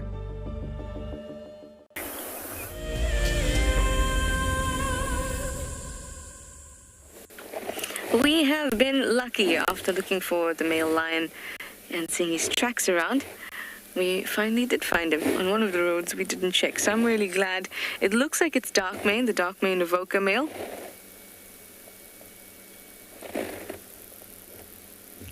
A really identifying feature of his is he's got a little speck in his left eye, little brown speck just to the bottom of it.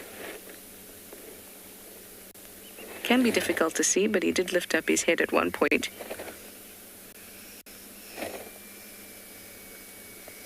And it did look, at least, like he had a speck. Hopefully it wasn't a piece of grass that was just in front of his eye.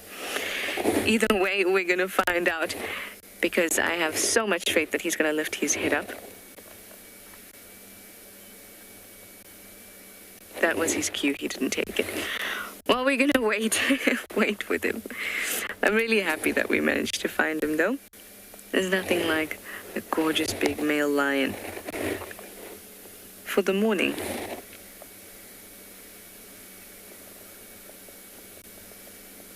Our tracks for the rest of the Pride were kind of all over the place. Or rather, for the Nkuhuma Pride were all over the place. I saw tracks heading off to the west. There were tracks heading out to the south. So the Pride itself has not been located, but I'm glad that one of the evokers, the coalition that services the Nkuhumas, at least one of them, are here. He gave us quite a look, though, when we came round, so I wonder if he's had some sort of negative experience, because usually they're quite comfortable, all the evokers. If there's one of them that's not, it's the mohawked male, who can be a little bit intense. But both the blonde evoker and the dark maned evoker I've always found to be quite relaxed.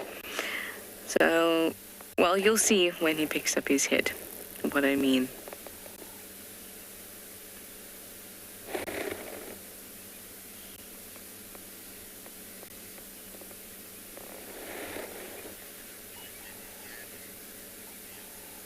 Hi, Liam. You'd like to know if Darkmane is still strong enough to defend his territory?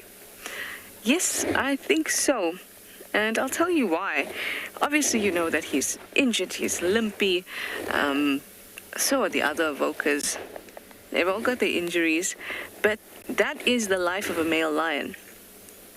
They're always coming up or coming up against problems, injuries, fights. But that is the lifestyle they have, and that is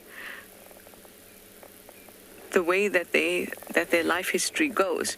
They don't live for very long. Male lions only live for about 10 years. This guy was born in about 2013. Can you hear all these impalas going crazy around him? They're rutting. Actually, you could hear the that's the rutting sound. I'm just going to keep my voice low so that you can actually pick up on those sounds too. So a male lion doesn't live for very long, and that's because they have a very difficult life. Because they put a lot of effort into maintaining those territories, despite any injuries that they may have. That's one of the things about lions that are a really strong trait. You know, often lions are used as symbols of bravery and courage, and they have been for a long, long time. And it's because of this fact. Despite their injuries, they're going to try their hardest to maintain their territories, to continue to mate.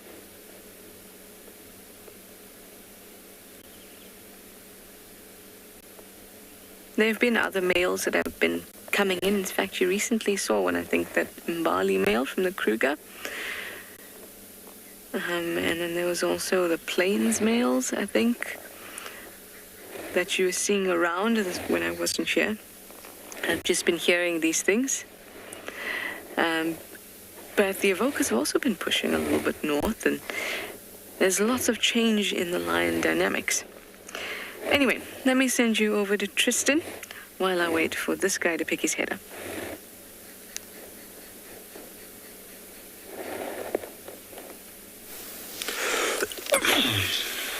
There is lots of changes in the dynamics. Excuse me, sorry. Just had a little sneeze.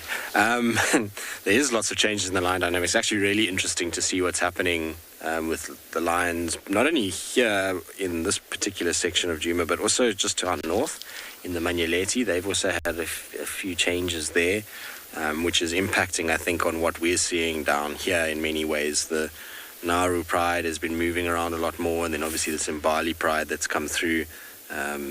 That's the 18 members of that. They're also pressing around, so Nkumas, Talamatis and Torchwoods are going to have some other prides to think about in the near future. And I'm interested to see with that is what happens with the male lions situation, because we know obviously to the south the Evokers and the Birminghams have started to have a few run-ins down there. That could lead to, obviously something happening and maybe the Evokers staying more to the south, which would open the door for other lions to come through. Luckily at this stage, particularly in the case of the Evoker, there's not a lot of big coalitions that are seemingly around. It's mostly just single lions and the odd sort of two young boys around in the form of the Styx and the Nkume male, and then those two new ones that have come through of late. They're also around, and obviously the Talamatis will have some youngsters coming through at some point too. But yeah, it's going to be an interesting few months, and particularly because we're starting to see buffalo herds again. That typically often sparks off interactions between our lions. They, find big herd of buffalo, and you sometimes find two different prides are hunting them, and that brings them together, and you get a bit of a blowout that can take place from there. So I think we're going to have an intriguing winter in many respects. Funny enough, I actually saw the Birminghams fairly recently. One of them. I saw Nena, which was really, really nice. It's been a long, long time since I'd seen that lion, and he was looking fantastic. Gave us quite an epic show. He was roaring and making quite a statement. He'd actually been chasing the Inkuhuma and the Styx male the day before. Well, not the day before, actually, that morning, and we saw him in the afternoon, so he was shouting quite a lot in order to make everybody aware that he is around. But like I say, he looked in fantastic condition, beautiful males still. Those Birmingham boys were very pretty, particularly Nena and Nsuku. They probably had the most beautiful manes of the coalition. It's just nice to catch up with them. It's like seeing old friends when you go places and see animals that you haven't seen for a long time, talking of which was actually very, very cool. We also managed to catch up with Hosanna, so I know a lot of you have seen lots of updates of him lately. I mean, he's all over the place. What's incredible is to see how big a territory he's managed to claim now. He's moving in a huge area these days, and is pushing in all directions. So he's being seen a lot more just on the sort of western boundary of Sylvan Camp, pretty much straight west of where Sylvan is. There's a pan called Rhino Pan. I'm going to try to see if I can catch up with these other ones. There's one Ellie that's kind of hidden here, but we'll try and catch up with the others. There's a pan that's straight west of Sylvan called Rhino Pan, and it sits right on the Ottawa boundary. And he comes out of the Ottawa boundary and then down to that pan and then back into Ottawa. So he doesn't spend a lot of time this side of the boundary. It's just kind of fleeting little walks in, but they seem to be getting more and more common over the course of the last month since Hukumuri's disappeared. And I suspect that's because Tortoise Pan is moving more to the east. I had him also when I was on a trip moving east from Simambili Dam, which is pretty much kind of where Hukumuri used to always be, and it's not that far from Djuma. As the crow flies, that's a maybe 40-minute walk for a male leopard. Tortoise Pan probably moving is allowing Hosanna a little bit of space also on that side. But to give you an idea, he then goes all the way to the opposite side towards Inyati as well, and down to the Sand River and to the northern fence line. So he's got a monstrous area, and he's an absolute tank now. It was really interesting spending time with him because he's the same but different in many respects. He's obviously a big boy now, but his whole demeanor has changed. He's not the same like he was when he was here. I found him to be a lot more aware of vehicles, and it's probably due to the exposure of cars that he gets is far less than he had here. So and because it had been flooding, and when we went across the river, it was, I think, one of the first times that he had been seen since the rains, because no one was able to get over onto that side. And so I don't think he's had a lot of exposure to vehicles. So he was kind of watching the car a little bit, and he was just not a very playful self to start off with. But after a while and spending some time with him, he started to kind of relax a lot more, and then ended up lying right next to us. But that sort of playful nature look about him has kind of dissipated. He's now sort of all serious and all big and like he means business. But it was amazing to see him.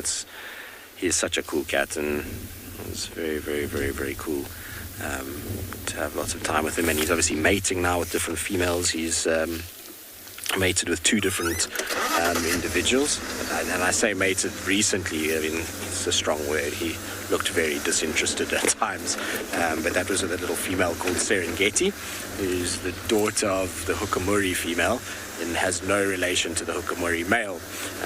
The Hukumuri male, actually, the whole name that he got is completely incorrect.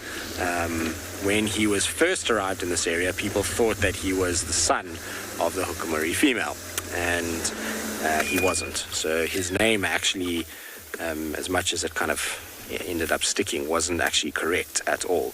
So Serengeti is from the Hukumuri female, and she's started to mate with Hosanna, as well as a female that's one of the daughters of Insele. Remember, Insele comes from that side, and she shifted this side, so he's starting to mate now. And like I say, he's pushing all the way to the Sand River into Nyaleti's territory, which is pretty interesting. Roland, this herd, they seem a lot more relaxed. You can see the dribbling and the secretion in the temporal gland is not as heavy as it was when we first arrived. They're starting to feed now, and what's happened is we've seen all the females come together and all the bulls separate away. And so as long as the bulls are not right up against where they are, typically then the herd starts to calm down. We also haven't heard a lot of commotion like we heard earlier, so it seems like everybody's just kind of settling a little bit and taking it a lot easier. They are slowly moving, so it could kind of flare up again at some point. It's often what does happen is it goes from kind of relaxed to flaring up and then relaxing again. But at the moment, they're in a complete state of relaxation. All they're doing is literally just walking along and feeding. But they are staying very close together in small family groupings. So what we're seeing is a lot of the cows with their immediate offspring kind of tightly knit, and they move along. And then there's another little fraction of a group over there, and then the bulls kind of behind coming through. So at this stage, I think it's just that everybody's kind of in a feeding pattern. No one's actually harassing one another yet, but it will probably flare up a little bit later, especially if there's a cow in estrus. If there's a cow in estrus, the bulls won't leave her alone.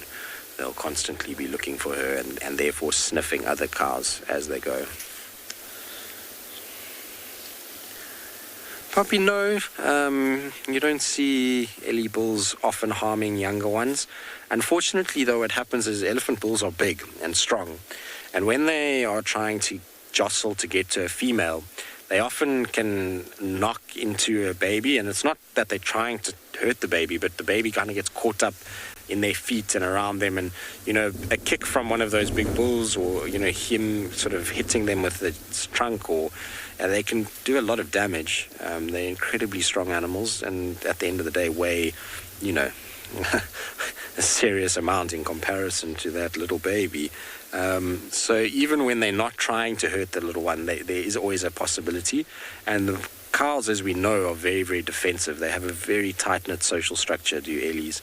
And so they'll try and defend their little calves. And in that process, often the little ones get bumped around a little bit, and then they start screaming, and that fires everybody up.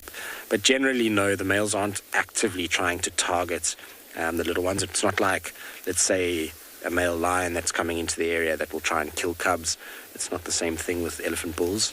They're not actually interested in killing the little one at all. They're just trying to get to mom, and sometimes in that process, they bump the little ones or can potentially hurt them. So that's why the females get a bit bent out of shape. They also, you can imagine, when these females come into estrus, when you've got 4 or 5 6-ton bull elephants that have taken interest in you, and they're constantly barging into you, constantly shoving their trunk between your legs, it's not exactly a comfortable thing.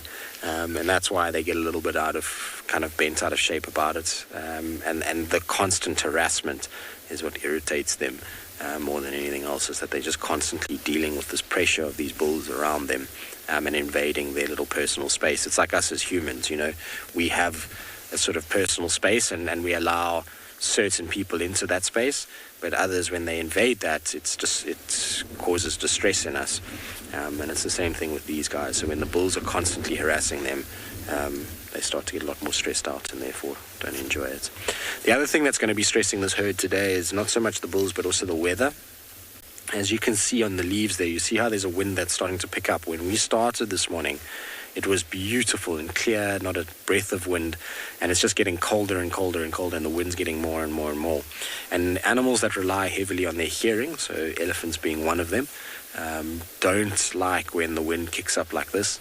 It starts to affect their hearing, and so what we're going to see is these animals are going to start going into dense thickets, and actually where they're heading right now is towards a very deep, dense drainage line, and they often like to go into the drainage lines where it's very thick, because the wind in those areas is far less than up on the crest where we are right now. So the herd was moving very steadily in an easterly direction, and they've now changed completely and are heading straight south towards that sort of drainage section. It's amazing how they assess the conditions and then kind of use that to their advantage and sort of where they go. But you can see them just slowly disappearing. So I think what we'll probably do is leave them here. Just go try and see what else we can find. We'll just bumble about and maybe we'll get lucky with Tingana popping out somewhere. The weather is cool enough for a leopard like Tingana to be moving around. So I wouldn't be surprised if, we pick up his track somewhere, or if he's still actually active this morning. Thanks, guys. That was very nice. Thoroughly enjoyed spending some time with the Ellies. I'm sure we'll see a lot more over the coming weeks. In the meantime, though, let's send you back down to Pinda. I'm not sure if they're still with their lions, but hopefully they are, and those lions get up to something.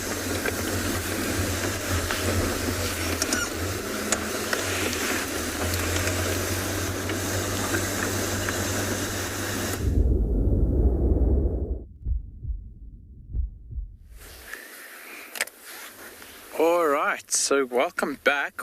Our updates from Pinda are that the subadults have now made their way back towards where the carcass was. This one is lying just in front of the thicket that the mother initially disappeared into. But after following the cubs back this way, there she goes. And there's a bit of a mystery of the Wildebeest carcass, which was just in front of us minutes ago in the grass where we left, has now been moved. It's disappeared. So what I think has happened is while we were following the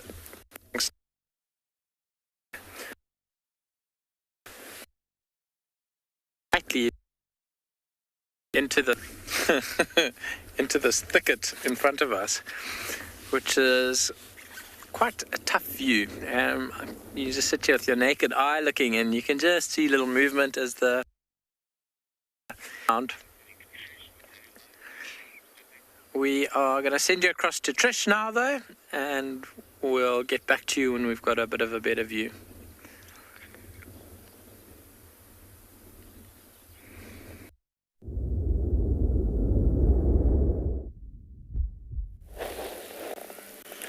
We're also hoping to get a better view of our lion, but he's really, I think, just enjoying the nice weather, being nice and overcast. As a predator, they can overheat and overeat, I guess. So look at that. Nice breeze, very comfortable. He certainly does look very, very comfortable.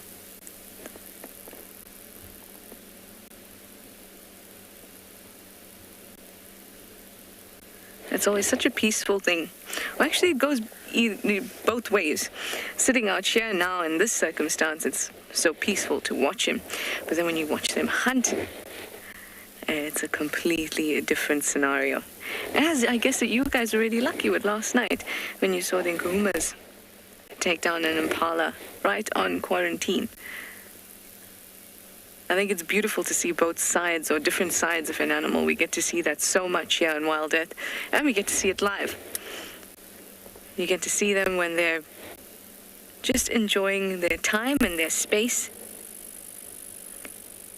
and also when they have to turn the tables, when they've got to hunt. It's all very interesting. I feel very privileged that we're able to watch them in all these circumstances. We've been able to do that with lions, with leopards, with hyenas.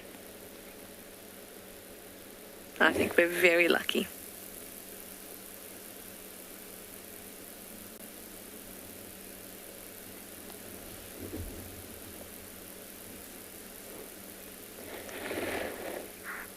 You can still hear the impalas in the background. I feel like these impalas are taking chances because they're very close to the lion. Well, Morgan will show you now. Just over there. And they're very busy rutting. Or at least starting to rut. It started a bit earlier than expected this year. And a lot of the males are in excellent condition. They're really, really big. And they look quite strong. And they've been very vocal. But it's this exact type of circumstance that is what can be the demise for so many impala rams. Even though they know there's a predator around, they're far more focused on being able to mate.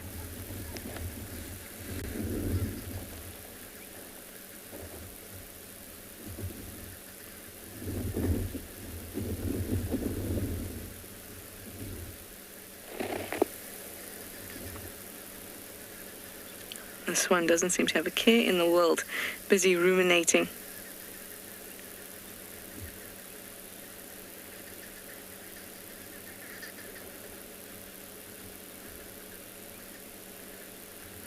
You'll find them on their own quite a lot now as they start to establish their little territories. Or with a group of females, but they'll be chasing young males around quite a lot.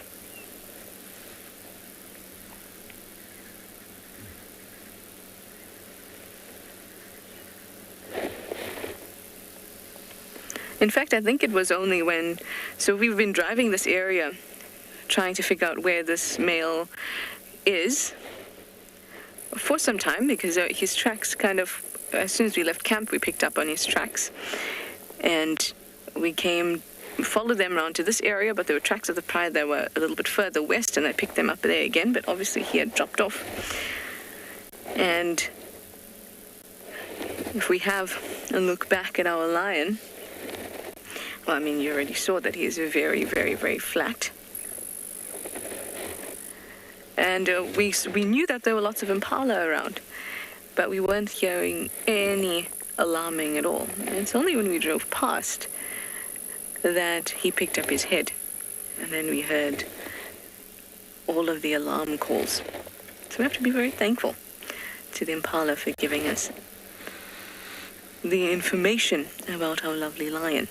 But remember, it's happening live, everyone, so do send us your questions and your comments using that hashtag WildEarth or at FC on the YouTube chat room. You can even go to our website. You can register and use our questions and comments box. Please do while we sit here with our lion.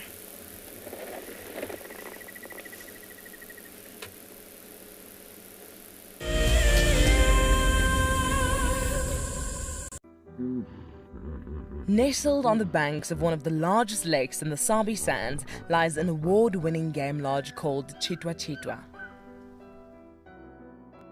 Many of you will have been on safari here virtually with WildEarth, but now we are offering you the chance to see it for yourself in person. Sign up to be a WildEarth explorer before the end of April, and you and a friend could win 3 nights to this luxury lodge. In addition to the unforgettable safaris, you can unwind on the deck, relax in the pool, and even savor the various bush dining experiences. Tswalu's holistic approach to hospitality, with specific emphasis on conservation, will leave you with the very best memories of the African wild.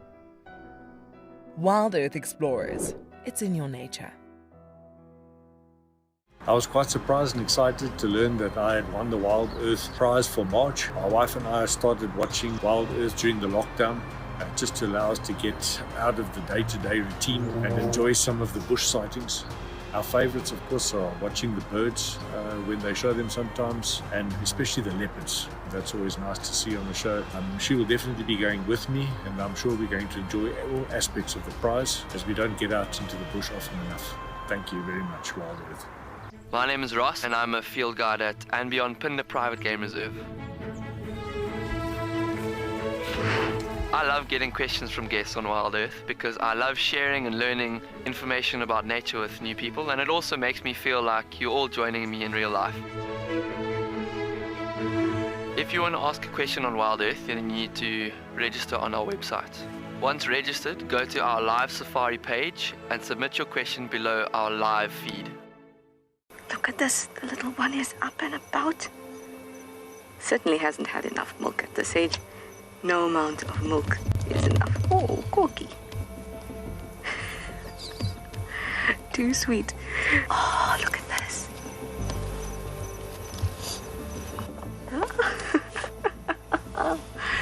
That is stunning. Tune into WildEarth every single day. It's in your nature.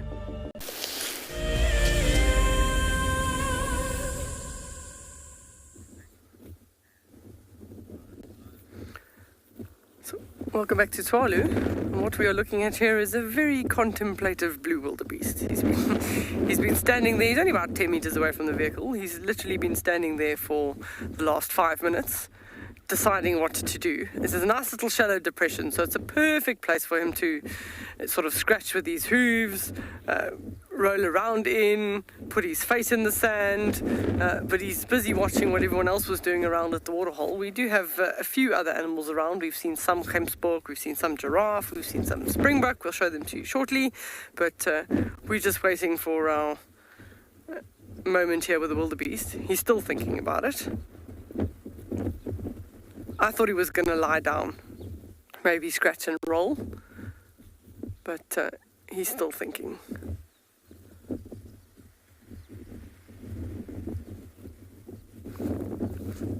You can see as we go across this sort of open area, there's some giraffe that are making their way slowly to the waterhole, but they're busy feeding. They do like to feed a little bit on their way to the waterhole, and they just keep an eye out for the possibility of predators, and then when they're ready, they'll come through. So they're just literally the legs of the giraffe with the Springbok in the background there between them, lying down.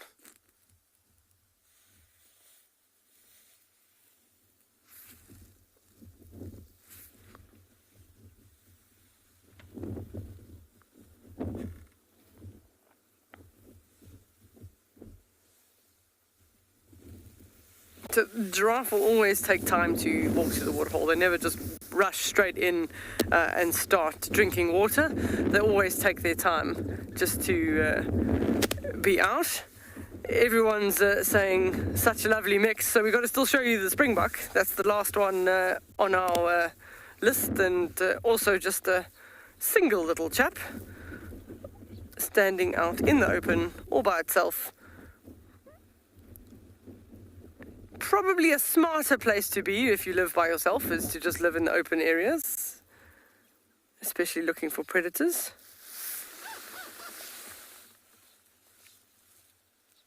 So that's just busy doing some rumination, re-chewing whatever it has eaten during the morning to absorb that.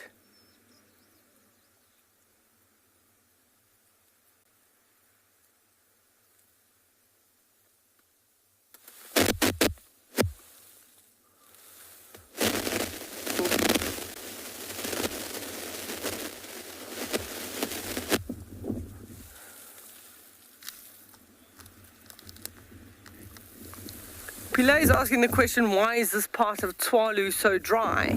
So we are right next to a waterhole, and often one waterhole... Oh, wildebeest is talking. I'll pause for a second.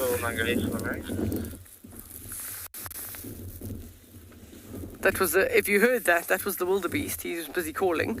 So we are right next to a waterhole, and in the Kalahari areas where you have a permanent waterhole and the animals come here, they're constantly coming all from different directions, and they eat everything close to the edge of the waterhole. So the animals have actually created this open, dry area. But as soon as we go beyond another 500, 600 meters away from the water, then we're back into a green area. So it's actually the animals coming to a set fixed point on a daily basis and feeding in that area, just like the giraffe is doing while they're on their way to the water, has resulted in these areas being nice and open.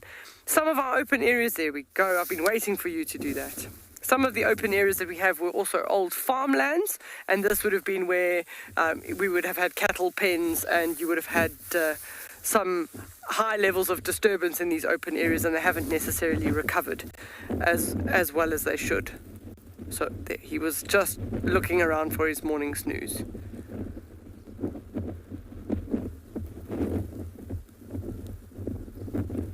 Just get a bit more comfortable.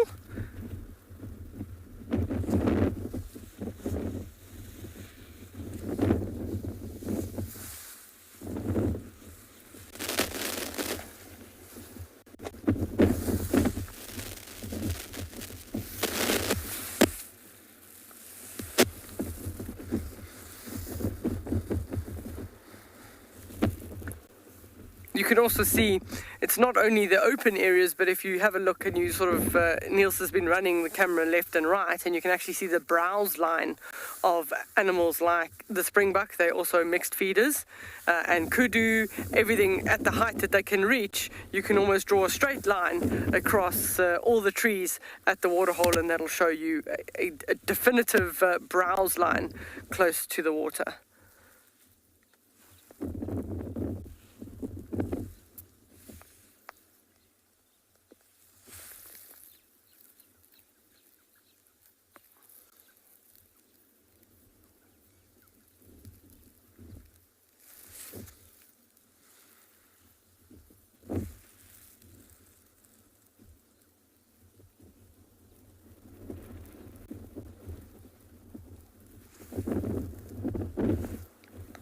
Can anyone spot the second giraffe?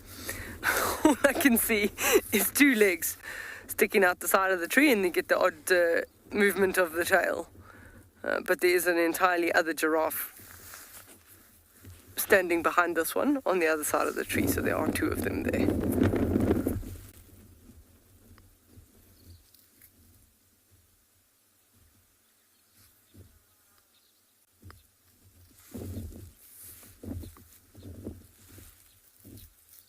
That's a camel thorn tree that female is eating.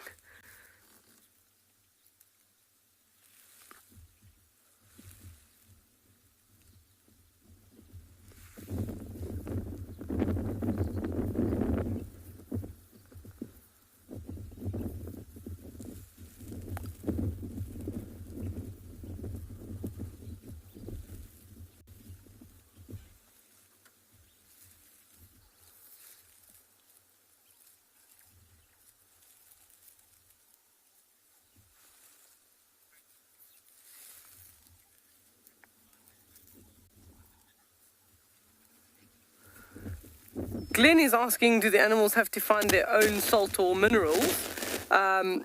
So we do, at the waterholes, do provide them with some salt and sometimes mineral licks. That just helps them add to that, especially if there's anything lacking in the area. But some animals can find minerals by themselves by actually eating soil. It's known as geophagia. And especially in some of these areas, if there's lots of rain and then you have the salts on the top of the surface, they'll actually lick those salts off the surface and they would get their own natural salts. But here that doesn't happen too often, so we do provide them with a salt lick. You can actually... Maybe this Gemsbok's coming in for a drink. Or it's just finding a nice shady spot.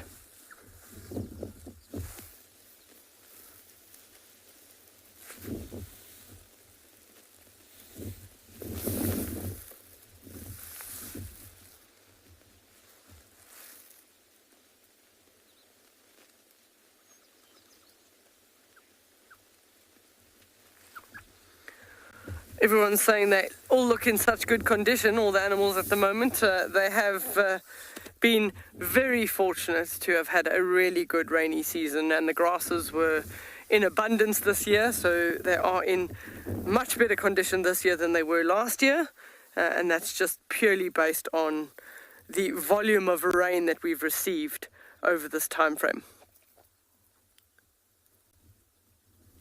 So we're pretty much, there's not much rain left of the season. We may have one last rain shower between now and going into winter, or not at all, but we're pretty much at the end of our rainy season now. And then we will wait for rains again all the way till late November, December.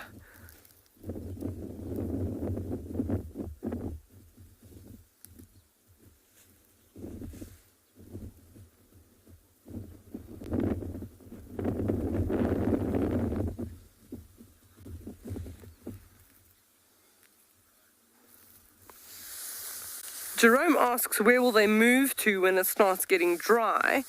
So they just move to, they start in areas where the grazing is the best, and then they'll move to other areas where it's maybe slightly lesser quality, but they're always going to be within an area where they can get to water. So Tswalu is relatively large, and there's areas of different grasses, and they'll move from some to the other. The browsing animals, of course, like the kudu and the giraffe, can just still go from trees to trees. There's no issues there.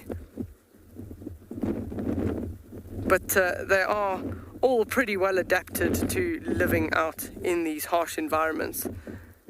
And they do get some moisture from their plant material, but otherwise that's why they come to the waterholes.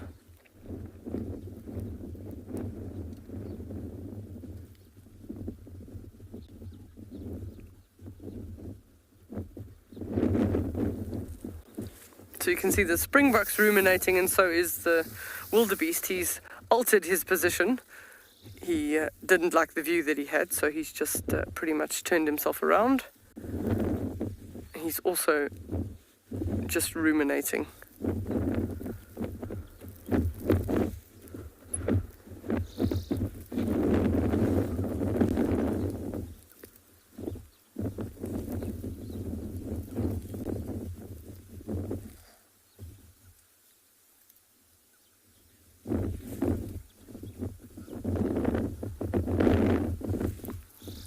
Kim Twister's comment is, I love Tswalu Kalahari. So do I. And hopefully all the viewers out there. Oh, here's a rival male that's just come in. He shot up so quickly because now there's a challenger. So let's see what happens here.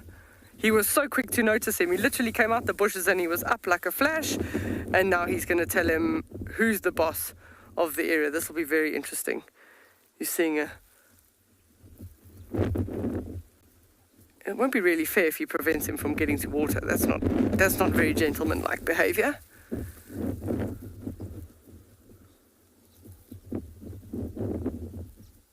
See, head high and head low.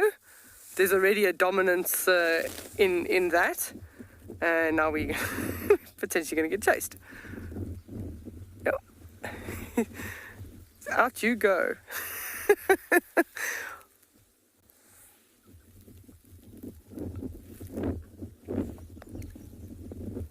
He's mean. Now the guy has to probably go all the way around to the other side of the waterhole in order to get his chance. And now he's coming back. He's just going to hold him off.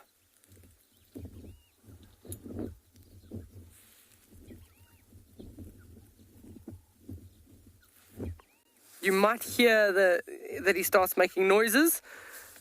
So we'll see what he's up to.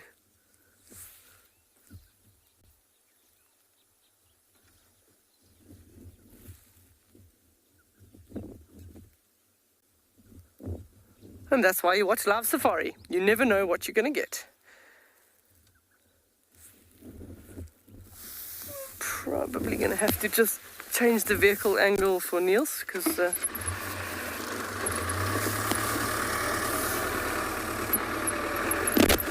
see what's happening with him. I don't see the other guy at all.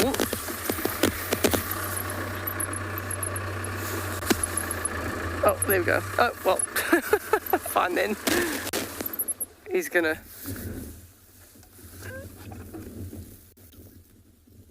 He just decided to lay down. So, I see the other wildebeest. He's about 100 meters away.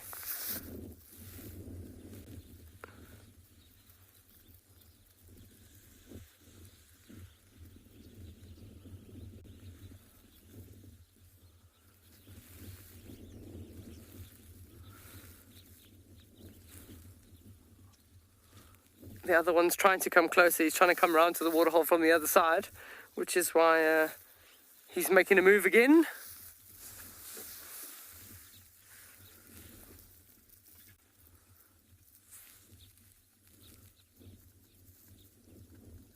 He's just... Apologies for the aerial. Neil's doing right across the back of the vehicle. I don't know where he's sent his friend. Let me turn again so we can get Niels a forward shot.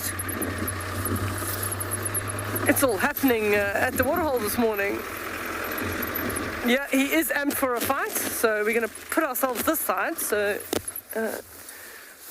Sorry, Niels, is that going to work? Yeah, there we go. So he's coming. So the one's coming in to drink. He's trying to come in to drink, and our challenger is coming in as well. I'll just let him drink. Don't be a meanie.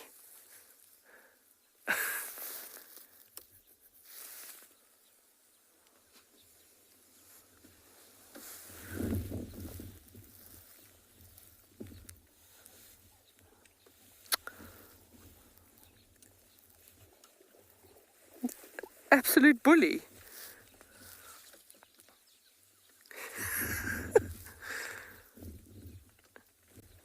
All he wants to do is drink.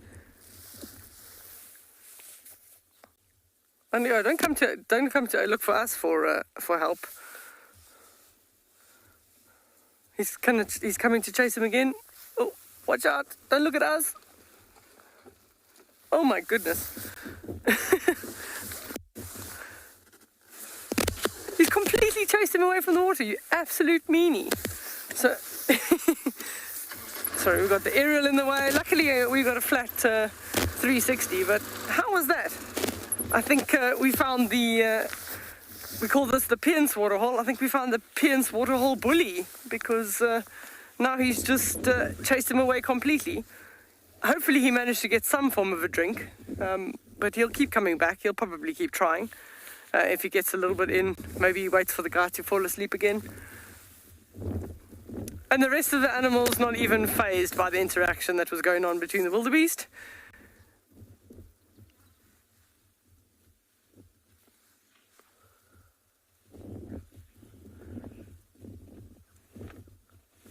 So we're going to move on, and we hope that the wildebeest gets his drink of water. We're going to send you over to Trish at Djuma.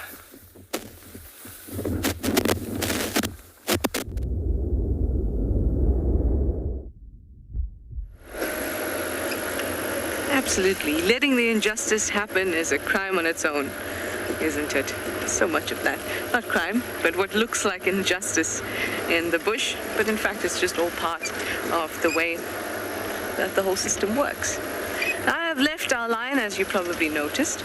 That's because he was a bit sleepy. We thought that we'd let him have a good rest and we'll go investigate the rest of the property. I wanted to visit Twin Dams today, and I didn't get to. So before drive-ins, I wanted to go down there. At the moment, I'm heading south on Rebecca's Road. Also just having a good look around, not in any rush. Just enjoying myself in the bush. I've actually been looking at lots of the trees. Oh. Do you remember? It was, I'm going to say 29th of March, but I could be wrong. I was meant to remember this. We saw that tree, that marula, being ring-barked up on Cheetah Cutline. It's worth having a look at that marula. So I wanted to, every time we see a tree that's been ring-barked by elephants, we don't have a good timestamp, but we watched that tree being ring-barked from start to finish. And I often think about how long it takes a tree to die after it's been ring-barked, especially a big tree like that. So that'll be interesting. Maybe this afternoon we can go and have a look. I certainly don't think it'll be dead yet, but it would be nice to see its progress.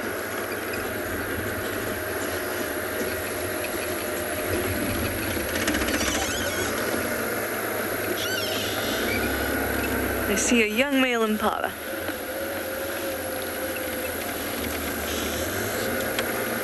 Hello, you.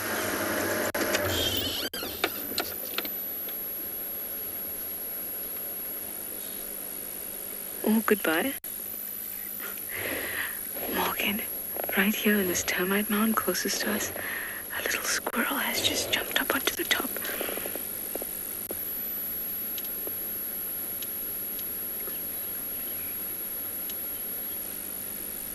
Good morning, Sir Squirrel. You have with you a marula nut. And off it goes. Well, the reason I stopped to show you that young impala male, or young ram, was to show you that even they'll be on their own quite a lot because they'll be pushed out of any herds that they're in. Especially a male like that that's about 3 years old.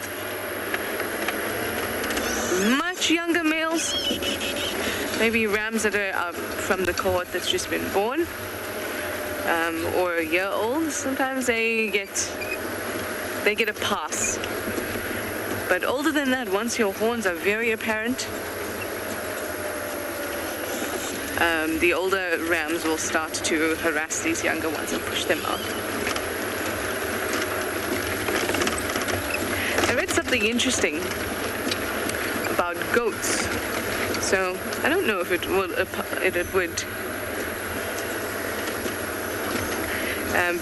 I don't know if it would apply to impalas, but anyway, I'll talk to you about that in a moment. I'm just going to answer Hammond's question. Hi, Hammond. Ooh, crested barbet with a meal in front there. Hi, Hammond. You would like to know why wouldn't a tree survive after it's been ring-barked? It wouldn't survive because a tree is a vascular plant, and a vascular plant means that it's got a certain vascularization, like veins. Imagine them veins in arteries. Certain things are carrying things, certain veins are carrying blood back to the heart, and arteries are carrying blood away from the heart. So a tree has phloem and xylem. The xylem is in the inside, and the xylem carries water from the roots up to, and oxygen up to the minerals in the water up to the leaves. And the phloem, which is what is just under that outer bark, is the portion or the vascular system that brings sugars that are created through photosynthesis down to the roots. So if a tree has been ring-barked, it means that inner bark has been taken away. So the bark that we see, that's dead. Nothing's happening there. But the inner bark, that's the part that the elephants are after. That inner bark is full of phloem tissue. So once the tree is ring-barked, the sugars can't make their way down to the roots anymore. So that's why the tree would die after it's been ring-barked.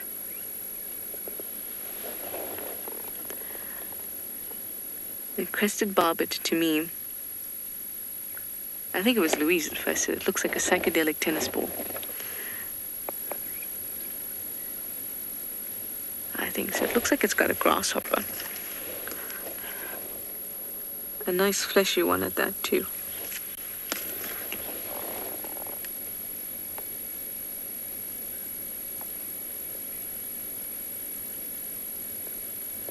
No, it doesn't really look like a grasshopper. Hi, Bernie Lulu. You say, what a lovely bird. They really are lovely birds. Quite common. We see them a lot. But they are beautiful. The crested barbet. The other barbet that we get around here, the black-collared barbet, is also very, very pretty.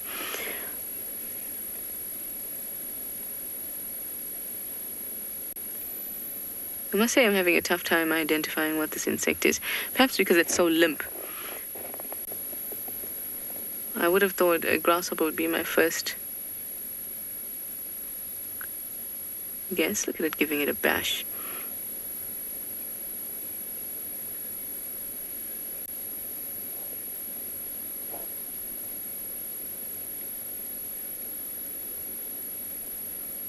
It amazes me how they can manage to swallow such large prey. And it's not trying to break it into pieces. It's making sure it's dead. Maybe a praying mantis or mantid of sorts.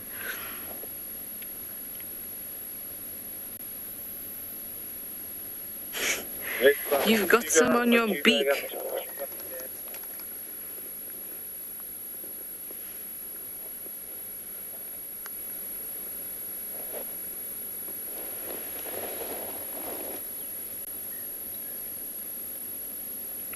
Mark, you think it looks like a dragonfly? I thought so too, but it's a bit fat.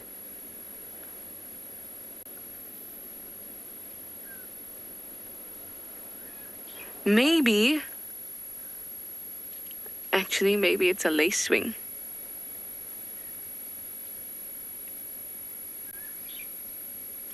Or an adult antlion. Oh, there we go. Finally, you've gotten the head.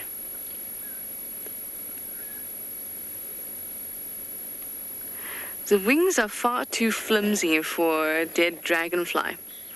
Interestingly, dragonflies, even when they're dead, have the type of structure in their wings that allow them to still be quite stiff, the wings, and that they can actually flip forward, or rather flip backwards, so they can reorientate themselves to the correct position, even when they're dead. So just the way this one looks, I'm going to go with an adult antlion. Oh, look, we have a second crested barbet really close to us. Has also got a meal.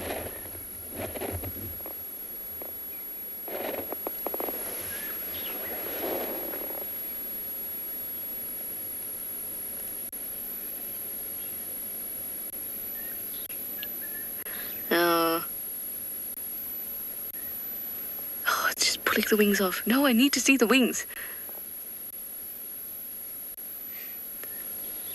They're not being very cooperative. Well, maybe we can have a look if we stay for long enough. I'll pick up the wings and we can have a look at what it is. Nick and Nova, you'd like to know if there are any birds that are able to chew. Ooh, look at that. Gobble that up. Not really chew, because what a beak is a modified mandible. So we need jaws to chew, not just teeth. So if you can imagine, for them to chew, they'd need teeth on their beak. Now that's something that ancient birds used to have. In fact, there's still some geese that have not teeth as such, but rather an extension of the beak that's serrated, that can be used to grab anything really, but in the case of geese, vegetation. And that's an ancient trait. But most young birds, or chicks, are born with teeth in the front of their beak. Also an ancient trait that allows them to get out of their egg, and it vanishes very quickly. But birds can't chew. So chew implies a movement of the jaw.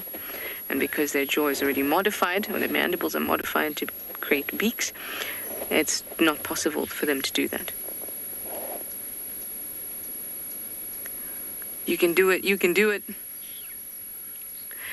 The other thing that birds can do, especially birds like pelicans, birds with long bills or beaks, they're able to maneuver prey down or along the beak. So it's not necessarily chewing, but they can move. If you can imagine, you know how a python would swallow an animal or prey, kind of walks. So they can also walk. Pelicans and other birds with very long beaks can walk prey to some extent, but most of the time they just flick it up and swallow it. But some walking of the prey does help. Well done, crested barbet. You got it down the hatch. So did the other one. Oh, no, you didn't. Oh, well, I'm going to wish it the best of luck. Hopefully we'll be able to find out what exactly it is eating.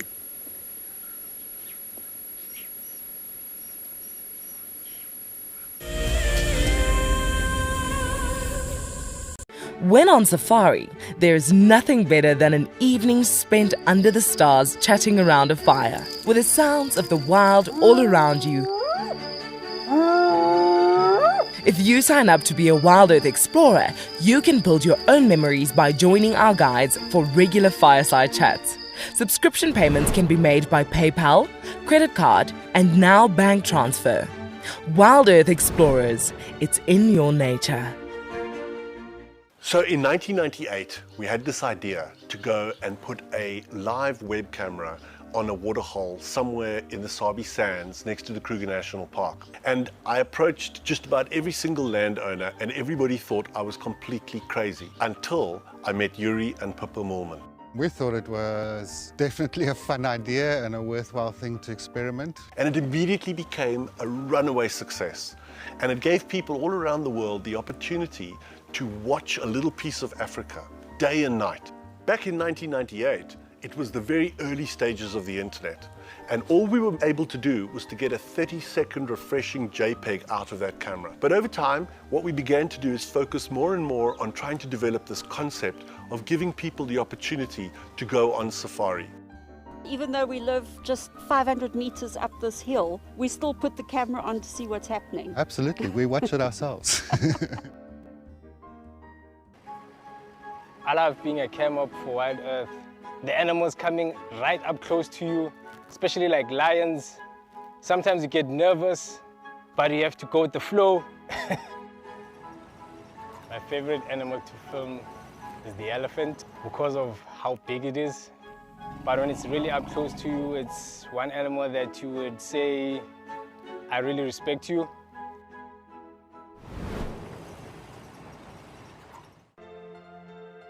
The croc is still holding another one there. It's holding from the hindquarters.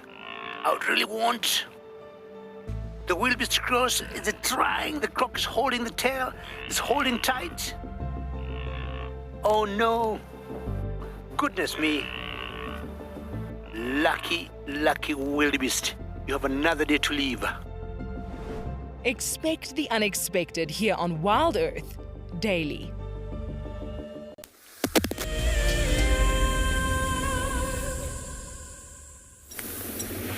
Well, it's an elephant morning this morning. We came down towards Rhino Pan just to see if anything was milling about, and there's ellies all over the place here as well. It's not the same herd as we had earlier. They were all the way up near Buffelshoek, but they've just come for a little quick drink, and it seems like they're going across towards the main dam. I wouldn't be surprised they go towards Gari Dam just to go and have a bit of a swim down there. Even though it's overcast and grey and fairly cool for us, for ellies this is perfect swimming weather. You often find them going into the water holes when it's overcast and grey. Squirrel alarm calling. Don't think it's anything too serious. Doesn't sound like a crazy alarm call.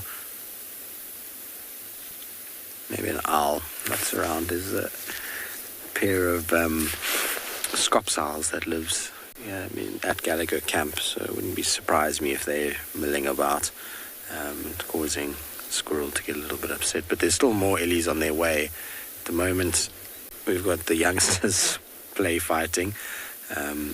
There's kind of three groups that are all in a similar sort of bind at the moment. So it's those little ones, then slightly bigger over here, and then bigger ones at the back.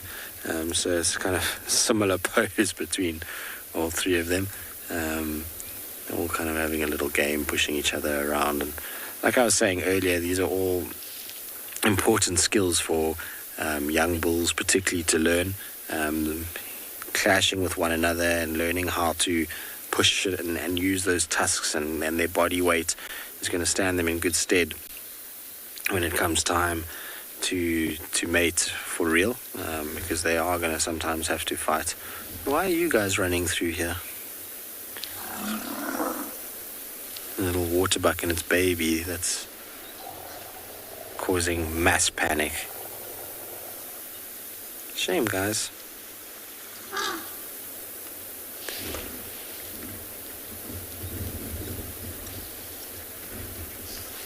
You see how the elephants react to movement. So a lot of the time people ask why elephants are so why they get so upset, particularly with wild dogs. And you can see right there is a prime example. Do you see how the whole herd reacted? Heads are out, a bit of a trumpet. It's just because of the amount of movement that wild dogs bring about. Because those waterbuck were running through them, they don't like when things move fast around them. It cuts down their ability to react, and so they resort to a kind of flight or fight mode. And dogs bring that out in elephants a lot because of how they kind of trot everywhere and there's lots of them, and so a lot of movement makes them a little bit kind of wary of what's going on. There's a tiny little baby. I can't actually even see it now. I just saw briefly its little head come out towards the back right. So not where those guys are. There's another behind that. There's a cow in there. There's a tiny little one. Like I said, the grass is actually bigger than it is at the moment. I don't know if maybe we can make it out there at the base of Mom. I can't see it. Somewhere there. There's a little baby Ellie. Gives you an idea of how long the grass is in places. Obviously this section there, it is to the right of Mom. I can just see its back now coming out. Obviously this section is mowed because of the lodge and the waterhole here. But there are sections where there's grass is long enough to actually cover a little baby elephant at the moment. Sure, big herd this. And there's more of them down towards the main dam.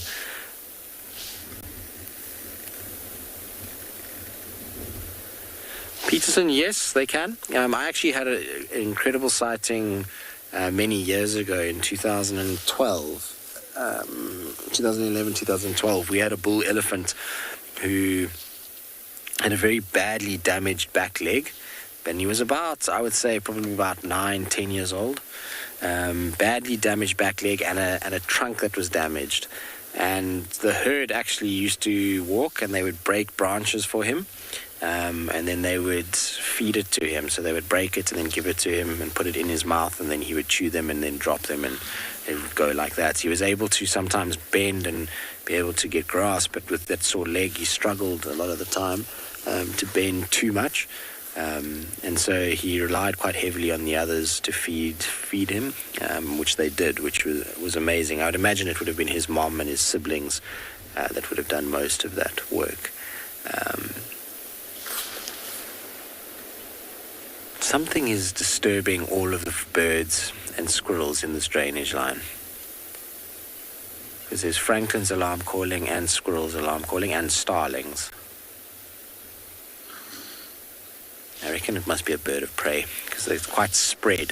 If it's a predator that's on the ground, often you find that those alarm calls are very localized, so everything alarm calls very close to each other, whereas this is probably, I reckon, maybe a good 300 meters between the Franklin and the squirrel alarm calling at the moment.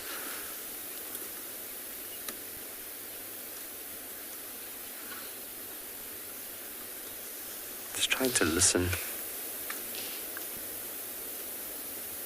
What might have happened is, as these ellies have descended into this drainage line, they've disturbed owls, like I was saying earlier, or you never know, maybe they've disturbed a cat. It's possible. Squirrel is quite upset now, so maybe what we'll do is just do a loop round and just check around the back of this drainage line on the other side of these ellies. Just see if they haven't, just not something that's kind of popped out there tracks wise. It's a lot of elephants though, sure. Nice size herd. Alright, let's go around quickly and just check. I just want to see if I can get a little bit closer to where those squirrels are alarm calling. Even if we found an owl, that'll be cool as well. Lots of owls had been around. When I was here over the Easter weekend, we saw so many owls. Lots of little spotted eagle owls everywhere, pearl spotted owl, even white-faced was around, barred. Okay, that's just the ellies that have disturbed those Franklins.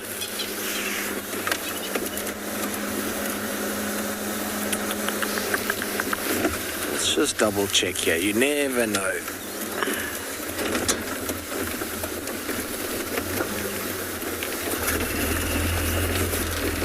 Trying to see if there's any signs. More elephants here. Hey, very excited when we saw that pangolin. Obviously Lauren had it on the show. Very, very cool. It was epic to see. Always nice to see pangolins. I've been very lucky in my time as a guide, and I've seen a number of them now. I think actually that was double digits. That got me to 10. So it's a lot of pangolins that I've seen, but every single time is just as good as the first time. They're such incredible creatures and so kind of foreign in many ways. You know, this armored body and the way that they move is just a very cool creature. You see, it looks like a leopard is here. There's the tracks for a leopard coming up. Nice fresh tracks as well.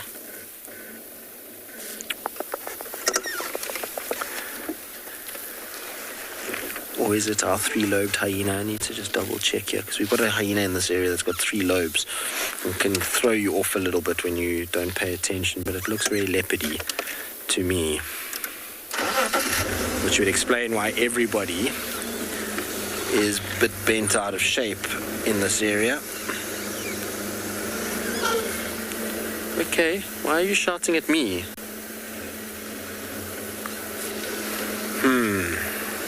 I wonder if there's not a leopard hiding in amongst all these ellies. And that's what's causing all these alarm calls. The elephants are a little bit funny now as well.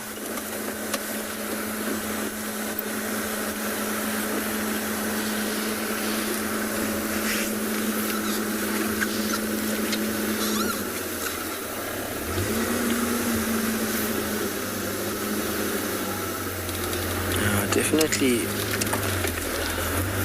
leopard track. All right, let's turn around. Just go double check back behind us here, because it cuts off. It doesn't go towards the pan, which means it's either gone into the drainage or it's gone this side, but I would imagine it's trying to avoid the elephants. You can hear more of them shouting here.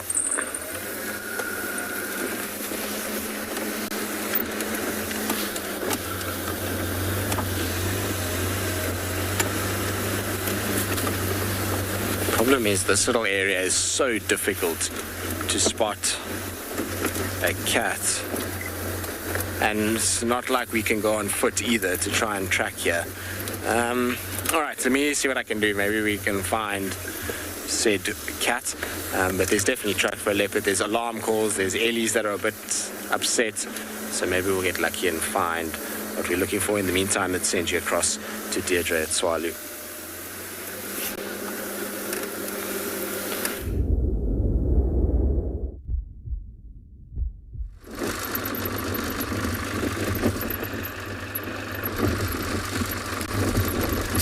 Also still bumbling around, but you can see the wind is also increasing quite strongly. If Niels just pans a little bit, you can actually see all the grass, and that definitely hampers our tracking progress. And especially here where we track across the open sandy areas, strong wind across tracks that are really, really fresh age them very quickly. So you think you're close, and then a wind gust comes like this and suddenly the track looks hours old. You just got to persist. All the definition in the track's gone. You're literally just looking for impressions in the soil, and you follow that hoping to find something. Even the birds are holding on for dear life on their perches. It's quite windy.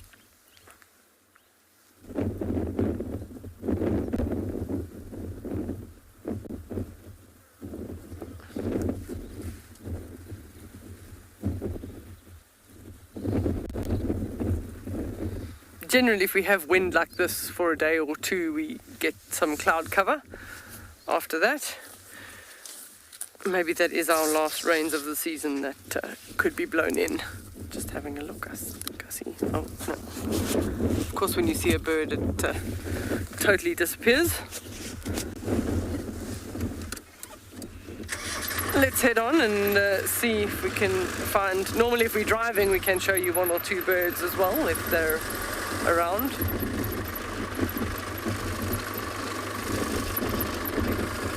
Martin's asking the question, do you ever run out of fuel on drive? That's a real no-no for a guide, is to not know what their fuel gauge is doing. It hasn't happened to me, but I have been on many reserves where it has happened to some. Here in the Kalahari, because of the distances that we have to drive, we kind of have a sort of a standing rule that you never have less than half a tank. So as soon as you're near half a tank, you go to the diesel station and you get your full, and you know that you'll get through the weekend, for example, or a couple of days worth of driving. So it does happen. Some rangers have, in rangers teams, have penalties for sometimes if that happens, because it is something that should never happen out there. Obviously there are times where you could be driving off-road and you hit the fuel tank and the fuel leaks out, which is obviously not great for the environment at all, but then you can land up that suddenly you run out of diesel, and that's happened. That's happened to a guide before. And that's that's a circumstantial thing. There's a little, it looks like, oh no, he's gone. There was a little robin in the road. So yeah, being out here, you definitely need to make sure that you've got a full tank of fuel. Now, we probably average anywhere between 40 to 80 kilometers a day between our two game drives here in the Kalahari, so we do long distances in order to get anywhere. We generally tend to focus on sort of a species-specific game drive out here at Tswalu, because everything is so far in distribution that sort of everybody's in different places, so you have to go long distances in order to go and spend time just looking for those.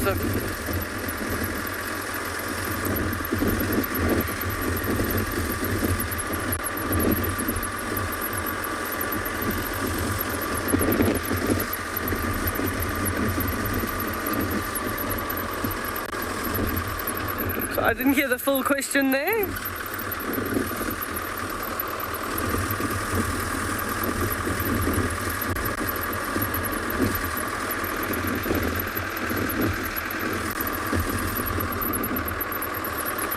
The question is, have I ever spent a night out in the bush?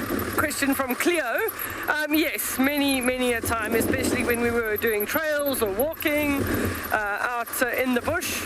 Wilderness trails, you spend 3-4 nights out in the bush and you do your night watch duties.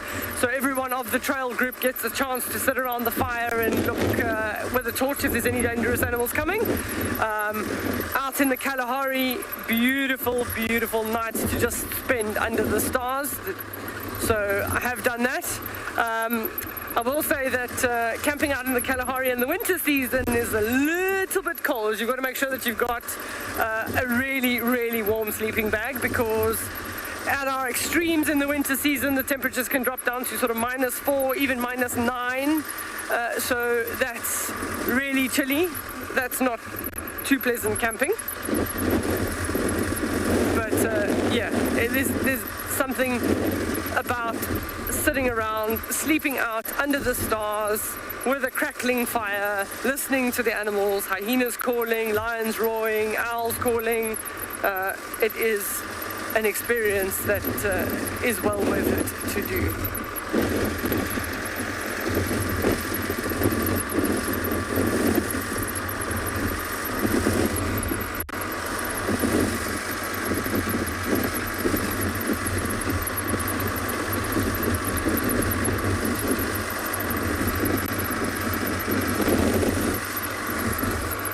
I'm going to show, so Neil's there, we can have a look at that nest in the tree there.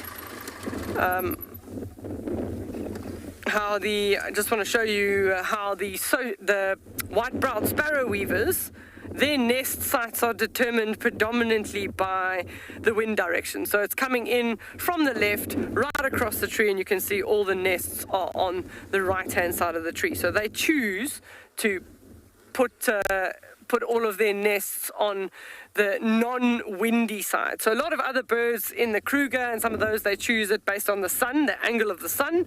The white-browed sparrow weavers, it's the dominance of the wind direction that determines where they put their nests. And this is a beautiful example, because the wind is coming predominantly from the direction, and their grass nests are on the other side. I mean, they're really they're quite well built, little grass nests that are woven together, but in very strong winds it is quite easy that they could be ripped off the tree. So if you're on the tree where there's lots of leaves and everything protecting you, you'll do a lot better. I always wonder if the birds get motion sickness if they're sleeping the night in their little grass nest and the wind is strong like that. Can you imagine? I suppose it's like people that get seasick. So we're going to carry on just down our road, and we're going to send you across to Trish at a waterhole.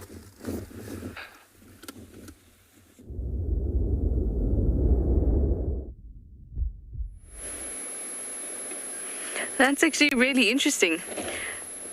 Whether they get motion sickness, I wonder, because they've got to keep balance. They actually don't have that mechanism that we thought that they did in their feet or in their legs to keep them hooked onto branches. They've got to keep balance. So I wonder if they do get motion sickness. Pretty sure our hippos don't get any type of ocean sickness or any type of water issues, considering how much time they spend in it. We're here at Twin Dams and there's 2 hippos in it, which is really cool, because last time I was here there were no hippos at all.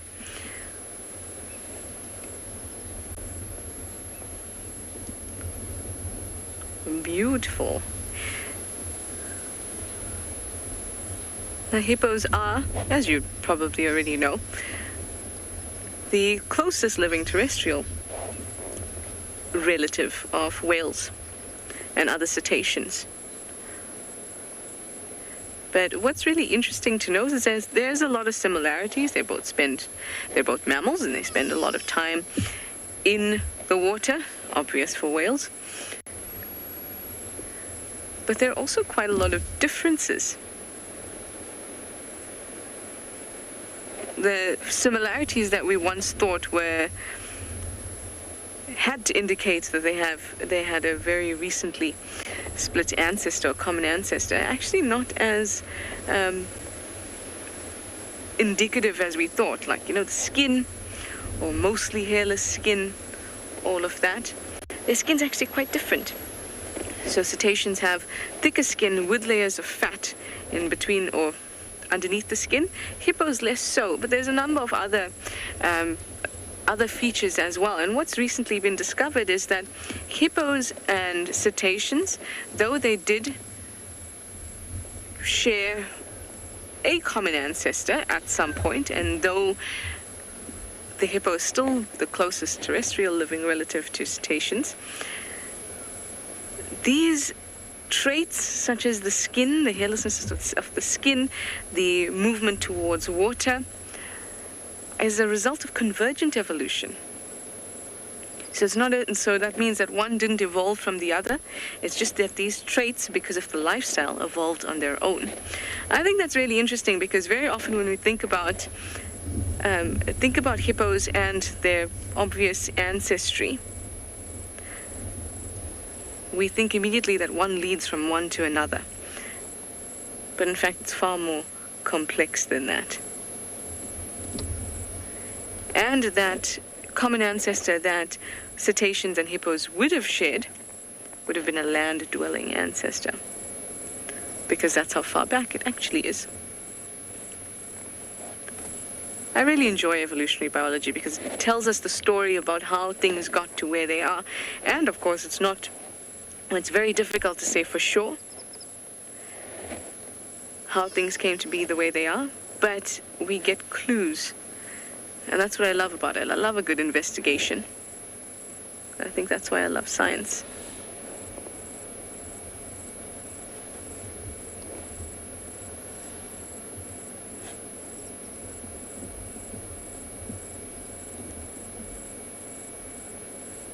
Well, they're probably enjoying the shallower depths at Twin Dams as the water started to evaporate and we enter our dry season. Although I must say it's gotten very overcast and windy, and there were a few drops a little bit earlier, so maybe we're in for some rain today. But it's definitely not going to be the types of rain that we've come to expect during our wet season. Hi, Talari. You'd like to know if Twin Dams ever gets dry?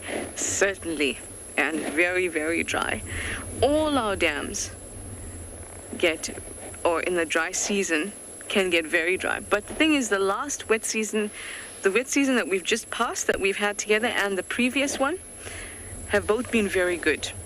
So the dams will probably not dry up to the extent that I've seen previously this dry season. But even Buffelshoek Dam, it's been just a patch, a small, maybe 3 meter by 2 meter patch of mud in the middle. That's all it's been. I've seen it like that. I used to call it a crater because it was just this dry crater, really. And it looked so sad. And to see Buffelshoek Dam as we see it today, even see Twin Dams as we see it today, it's beautiful. Now, Twin Dams is called Twin Dams because it's 2 dams. This is the first part of Twin Dams, and then the other side where you get the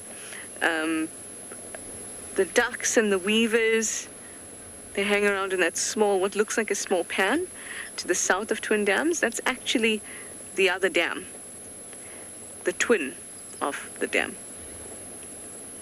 And that smaller pan on the other side, or the second half of Twin Dams, that I hadn't seen that filled up in a long time. But this season and last, it did happen. I don't think we're going to have a very, very intense dry season, probably as a result of the high water table at the moment. So the bush won't go as dry. It's certainly gotten drier since the last time I've been here, but we'd expect that. But I don't think that the dry season will be as painful to look at as it did last time.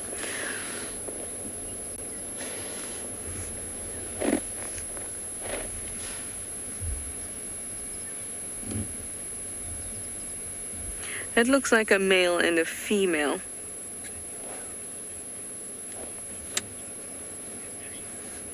Hi, Catrice. You'd like to know, well, how is it that hippos are able to hold their breath for so long underwater? Well, this actually comes back to what we were talking about, with sharing a common ancestor with cetaceans. So we know that whales and other cetaceans have to breathe air in order to survive. They don't have gills, anything like that, but the capacity for them to efficiently move oxygen through their body is great. And also their heart rate. They can lower their heart rate, and if they lower their heart rate, it means that less oxygen needs to be pumped in one go, or is being pumped in one go around the body, so you can hold your breath for much longer. As for the mechanisms in terms of like how much oxygen is being absorbed in each alveoli or actual lung capacity, I don't know, but it has to do with the large amount of lung capacity, but mostly the breath, that they can slow down their breathing and so use less oxygen and hold their breath for longer.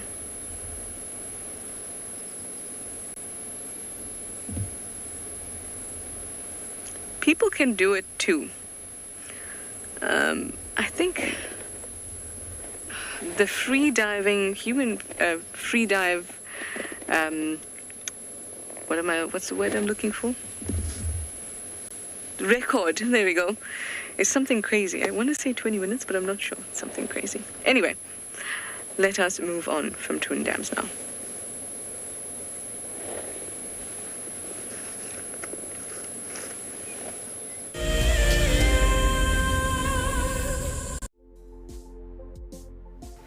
On the 27th of April, Wild Earth will be turning 14 years old, and we wouldn't be here if it wasn't for all of you.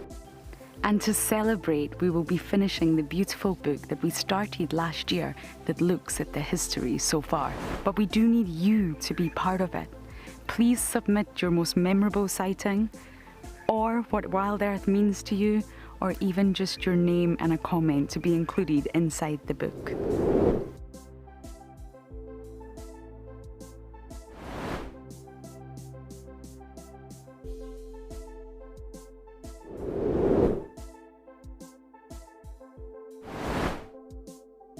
Head over to the website to add your name and reserve your copy.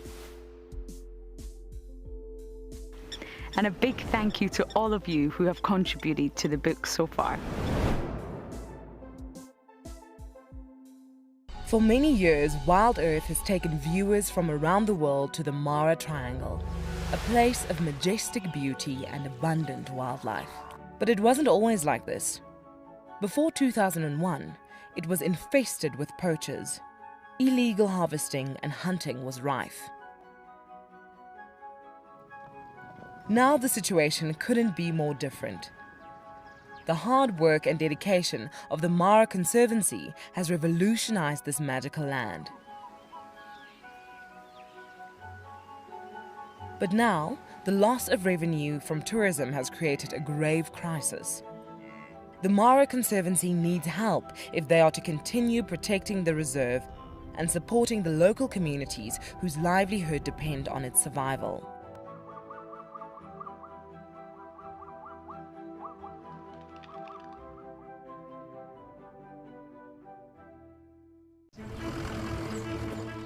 My name is Taylor McCurdy and I work for Eco Training. I love hearing from all of the viewers. However, I particularly enjoy those of you who have been watching for a few years. Your questions are just so advanced and they really get me thinking.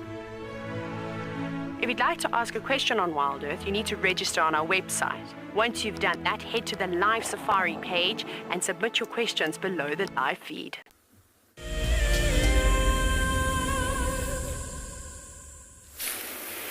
Well, we're still with these ellies. Unfortunately, where those tracks for that leopard go is just too many elephants around to actually get off and see what's going on. But they head straight towards Rhino Pan, so that'll be this afternoon's mission. It's for a female leopard, so, I mean, in that area, the only really likely candidates would be Shidulu or Kalamba, one of the two of them. So we'll just double check and see also where it's heading is straight towards where we stay.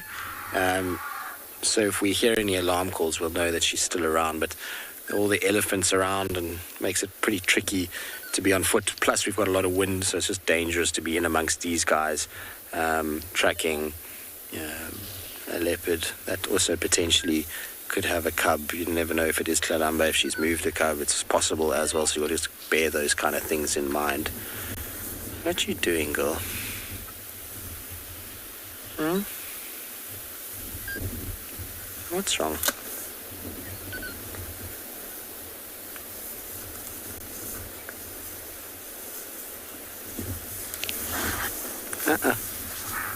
Take your baby to the other side of us. There we go, good girl. Shame, they're unsettled a little bit with this wind. They're not enjoying how windy it is. They're getting a little bit kind of temperamental about things. So we're not going to move too much, just try and let them go. You can hear there's lots of vocalizing, lots of noise. Let's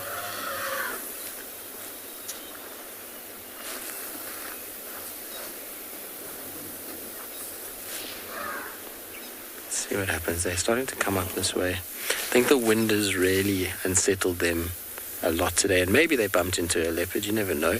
I was thinking as well, maybe that's why those waterbuck came running from that thicket. It could have been that leopard kind of came out and they got surprised and they ran, and then they caused the ellies to get a bit out of control.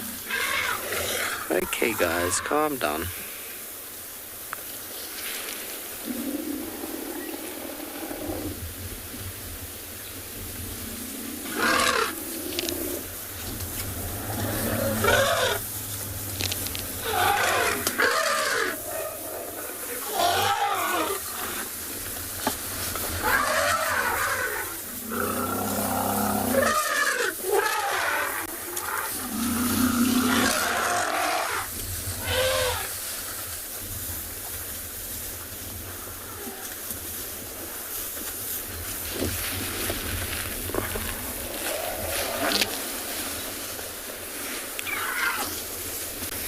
Okay guys, off you go.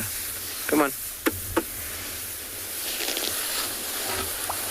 Just got females all around us that are unhappy about something, and it can't have been us because they've come from quite far away.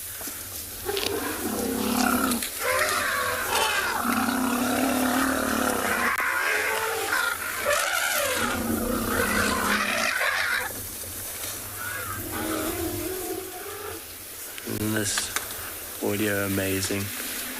Shame there's lots of little babies, so that's why the cows are being a little bit panicky. Okay, guys, it's okay.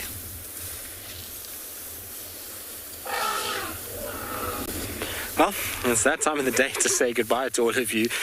Quite an epic, dramatic way to finish, but we hope that you've had a wonderful morning, and we'll see you all this afternoon on the Sunset Safari.